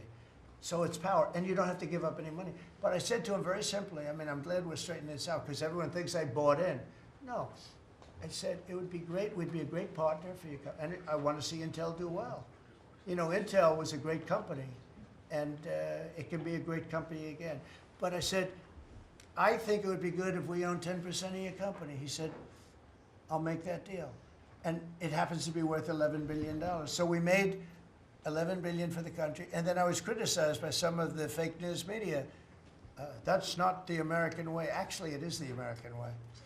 Now, if I can help other countries or do those deals with others, I would do that. I think it's great. It's good. Builds up our balance sheet. Let me tell you, our country is becoming very rich again. You don't see it. When the CBO came out on Friday and said, we just found $4 trillion, and that goes to reduce our deficit, $4 trillion, and it was from the tariffs. Our country is becoming very, very rich again. I hope you get used to it. You know, you're gonna have to get used to it. In addition to reducing the deficit, any update on your previous talking about potentially giving Americans a tariff rebate check? Well, we have a lot of money coming in, rebate check for the Americans, and it's coming in at tremendous numbers. Don't forget, I would say, Scott, we probably are talking about right now 50%, maybe even less than that. With all the money you're hearing is coming in, you're talking about, a lot of it hasn't kicked in yet. And when it really kicks in is in 2 years when these plants are built and opened and the money starts pouring in, right? But, there's a concept of making you could call it a dividend, as we would say, making a dividend to the people in this country who have had to suffer through stupid leadership. And they paid a lot of taxes, and they got nothing for it. Or they got attacked like you were, okay, for it. No, there's a possibility. Primarily, we want to pay down debt, but there's a possibility that we take a piece of it and make a dividend to the people. Mr. President, I have a question for Steve Witkoff, if I may. Yeah. This past weekend, Sergei Lavrov was saying that Putin will not sign a peace deal with Zelensky because Russia views him as illegitimate. Just wondering if the Russians have been relaying this to your team, if they view Zelensky, as a leader worth signing a peace deal with, if they will. Doesn't matter what they say. Steve can answer, but I can answer too. Doesn't matter what they say. Everybody's posturing. It's all bullshit, okay? Everybody's posturing. Steve, do you have a different answer? I agree with you, sir. In Kansas City, there's 500 people short of the police departmental police. In New York City, it's 3,000. In Chicago, it's 1,300. Would they have had to bring in troops from the National Guard if the police departments in this country were fully staffed? Defund the police. How bad did that turn out for America? It's an interesting question. I was surprised when I heard how many police were here. It's not a really big area, and I think they said they're down to 3,200 police or something like that. I said, that's a lot of police. And I was a little bit surprised, because to me that's a big force. And it's not a big area, but it is what it is. There's a lot of crime. You have a lot of, don't forget, you have a lot of police that weren't allowed to do their job.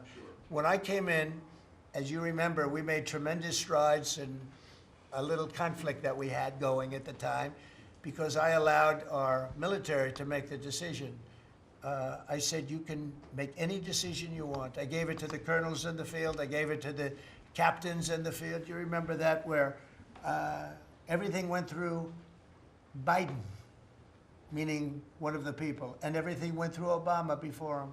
Everything went through. They had to make the decision as to whether or not to attack the Taliban. So they'd find 30 people together, they'd call up Washington, and they'd go to a political hack who knew nothing about it. My first night, I got that same call. They called me, and they said, I got a call at 3 o'clock in the morning, because I listened to their system, and they were calling me and they were asking me whether or not they could attack a group of people having to do with what war I'm talking about. And I said, I know nothing about this. Wait a minute. And then I said, who is he? Let me speak to the people calling. They're calling from Afghanistan. And I said, let me speak to the people. I want to speak to them. And it was a colonel. I said, where'd you go to school, Colonel? I went to West Point, sir. Were you a good student? I was, sir. I was a very good student. So you're calling the White House to ask for permission to attack, and by the time you get the answer, how long does it take? Sometimes 2 or 3 weeks. So by the time you get the answer, the people that you want to attack have already left, right? He said, how did you know that, sir? I said, let me ask you, so you're a good student, you went to West Point, and you love the military, right? Yeah. You make the decision. And I gave all those guys that went to all these great schools, and they're all military people, I gave them the right to make their own decision, and we kicked ISIS's ass. Don't forget, ISIS was supposed to be, take 5 years to terminate him, and we had a man named Raisin Kane, who happens to have done the whole thing in Iran.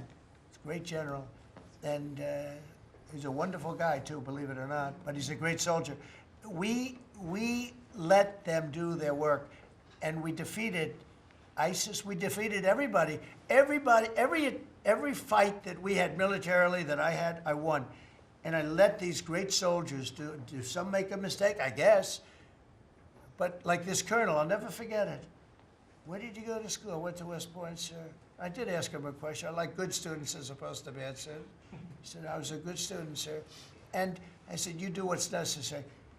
And, I don't want to sound overly vicious, but he wiped out the entire group of very bad people that want to kill us. So you have to let them do their job. In Washington, they're not allowed to do their job, okay? They're not allowed. You have great police. You have great police, but they're not allowed. Hello. Go ahead. On Congress, Mr. President, would you be open to a year-long continuing resolution? I'm always open to whatever is necessary. Look, here's the problem in Congress. You have Democrats that will never vote for anything. I could say that we're going to lower your taxes by 50%. We're going to guarantee you free cities, safe cities. Nobody will ever get touched, molested, beat up, shot in the head. We're going to give you the greatest country ever. We need your vote. And they won't vote. And they do it in unison. The only thing they do good is cheat on elections and unite. You know why they unite? Not because they're good or they're loyal people. They unite because they're afraid. They're afraid of the radical left. And you can't get their vote. So we have a vote coming up at the end of September, and I think we're going to pass it because we have the majority. And I think almost every Republican will vote for an extension. Because no matter what deal you make with these people, look at Schumer. He made a deal a year and a half ago, and after making the deal, he's been almost run out of the party. He's not the same man. He's not the same man. He's finished. He aged 20 years. He's become a Palestinian, by the way. We call him our great Palestinian senator. But Chuck Schumer, and I wrote him a letter. I said, Chuck, that was really great. Thank you very much. And somebody gave the letter to the press, not me. And he was destroyed because they thought I was being sarcastic, and I wasn't. He made a great decision. It kept our country open. It was a positive. But you can count on almost no vote. I mean, I see things. I'll give you an example, crime. So we're going to pass a bill to stop crime. We may not get one Democrat vote, okay? We may not get one. So when you say continuing resolution, I guess so. And it's going to be passed exclusively by Republicans. On farm Mr. President, visas, why do you use you those mentioned changes in in Iowa that you derogatory wanted to sense, see sir? some changes to the H-2A visa Yeah. program for farm workers. Right. You mentioned in Iowa that you want to see changes. Do you want to see that before the fall harvest? Well, I love both groups, and we take care of our farmers, and we also take care of the people that want bad people out of our country. And we're working on something that's going to work really well. We take care of our farmers, but we also have to take care of those people that voted for me because they don't want criminals in our country. And we're working on something where we can take care of both. Mr. President, the CBO report that you were talking about, the CBO report that two of your cabinet members were talking about, I remember back on Liberation Day, Many of us reporters covered your detractors, people saying that it was going to explode the deficit and therefore explode the debt. Who all has called you to say I was wrong? That's very good. You know the answer to that. Okay, yeah, please. Mr. President, Governor Pritzker said yesterday that at a press conference that he would encourage nonviolent resistance to the National Guard if they were sent to Chicago. What's your response to that? He said what? That he would encourage nonviolent resistance if the National Guard is sent to Chicago. Look, this guy doesn't know what resistance is or nonviolent resistance is. He's a bad politician. It's amazing. I mean, if he didn't have the money, he wouldn't get any votes because there's no compelling reason to vote for him. The guy's a major loser. But it would be nice if he would call me. I would change my mind immediately. He said, you know, because everybody knows Chicago is a hellhole right now. Everybody knows. It's not like he's saying, Chicago has much better numbers, right? Well, what's much better? You mean 100 people are going to be murdered? It's going to be much more than that. So I would have much more respect for Pritzker if he'd call me up and say, I have a problem. Can you help me fix it? I would be so happy to do it. I don't love, not that I don't have the right to do anything I want to do. I'm the President of the United States. If I think our country's in danger, and it is in danger in these cities, I can do it. No problem going in and solving, you know, his difficulties. But it would be nice if they'd call and they'd say, would you do it? And we do it in conjunction. Now, we work very well with the police because we naturally get along with the police. So the police and us work really well together, whether the mayor is opposed or whether, I mean, you have a really rotten mayor there too. He's got a 6% approval rating in Chicago. And I see black women wearing a red MAGA hat last night on television. Please let the president come in. My son was attacked. You have a force of black women. They're like only Trump. They want Trump to come in. And you see them, they're all over the place in Chicago because they're afraid to go out and they don't want their son or their daughter killed, just like your parents didn't want you killed. And we have a tremendous, look, it's not about winning elections because we want to have nice, fair elections. It's not politics. We want to see a safe country. You have people that want to see a safe country, and they're great people. You have great people in Chicago. The mayor is at 6% approval. He's an incompetent man. He should have never been put in a position like that. He can't handle it. You have an incompetent governor there. You have an incompetent governor in California, Gavin. I know him very well. He's incompetent. He's a nice guy, looks good. Hi, everybody. How you doing? He's got some strange hand action going. I don't know what the hell his problem is. It's a little weird, to be honest. There's a little something shaky going on there. But, you know, all he has to do is call me and say, we have the Olympics coming up. We want to make it really good and safe. And I'll put some really good, great American patriots in there, and you won't have any problems. Don't forget, it's loaded up with some stone-cold killers, some really bad people, some people that were just born to be bad. They're criminals, bad criminals, dangerous. And we can solve the problem for them very quickly. Okay, you know what I think? I think this. You have not had this happen for 4 years. You sat and you'd ask one question to Biden, and it was always the ice cream question, right? What flavor ice cream do you like best? I like vanilla. And that was the end of the conference. I think now we've done enough. These people are very busy. I want to just thank, this is the greatest, this has never been done before. First of all, a cabinet meeting was sacred. You'd never let the fake news media in. But the fake news media isn't all fake. It's, a lot of it is, but it's not all. I think it's a great thing. I think maybe it's going to be done in the future. I hope it's going to be done. But you really get the word out. I mean, we had, each one of these people spoke. I think each one, if I thought one of them did badly, I would call that person out. I would say, Christy, what the heck are you doing? No, but no, seriously, you have a very talented group of people. They get along, they work along together. And there's something really nice about just, you know, the openness of what we're doing. It's government. It's an open government. That's what we are. And we haven't made too many mistakes. Maybe we'll, but we haven't made too many mistakes. We've called it right. And I think you can be very proud of your country.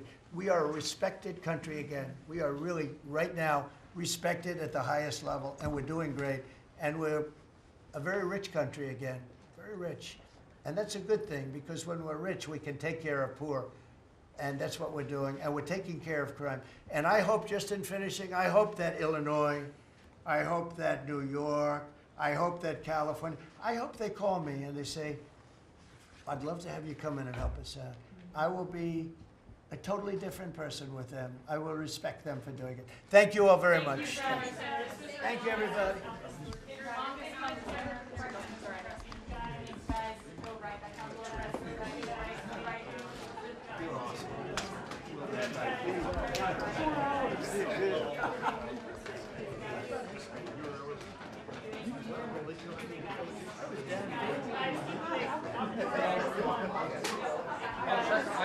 I'm not even looking at it.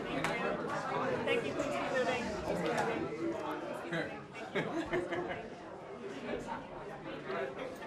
Thank you. Yeah.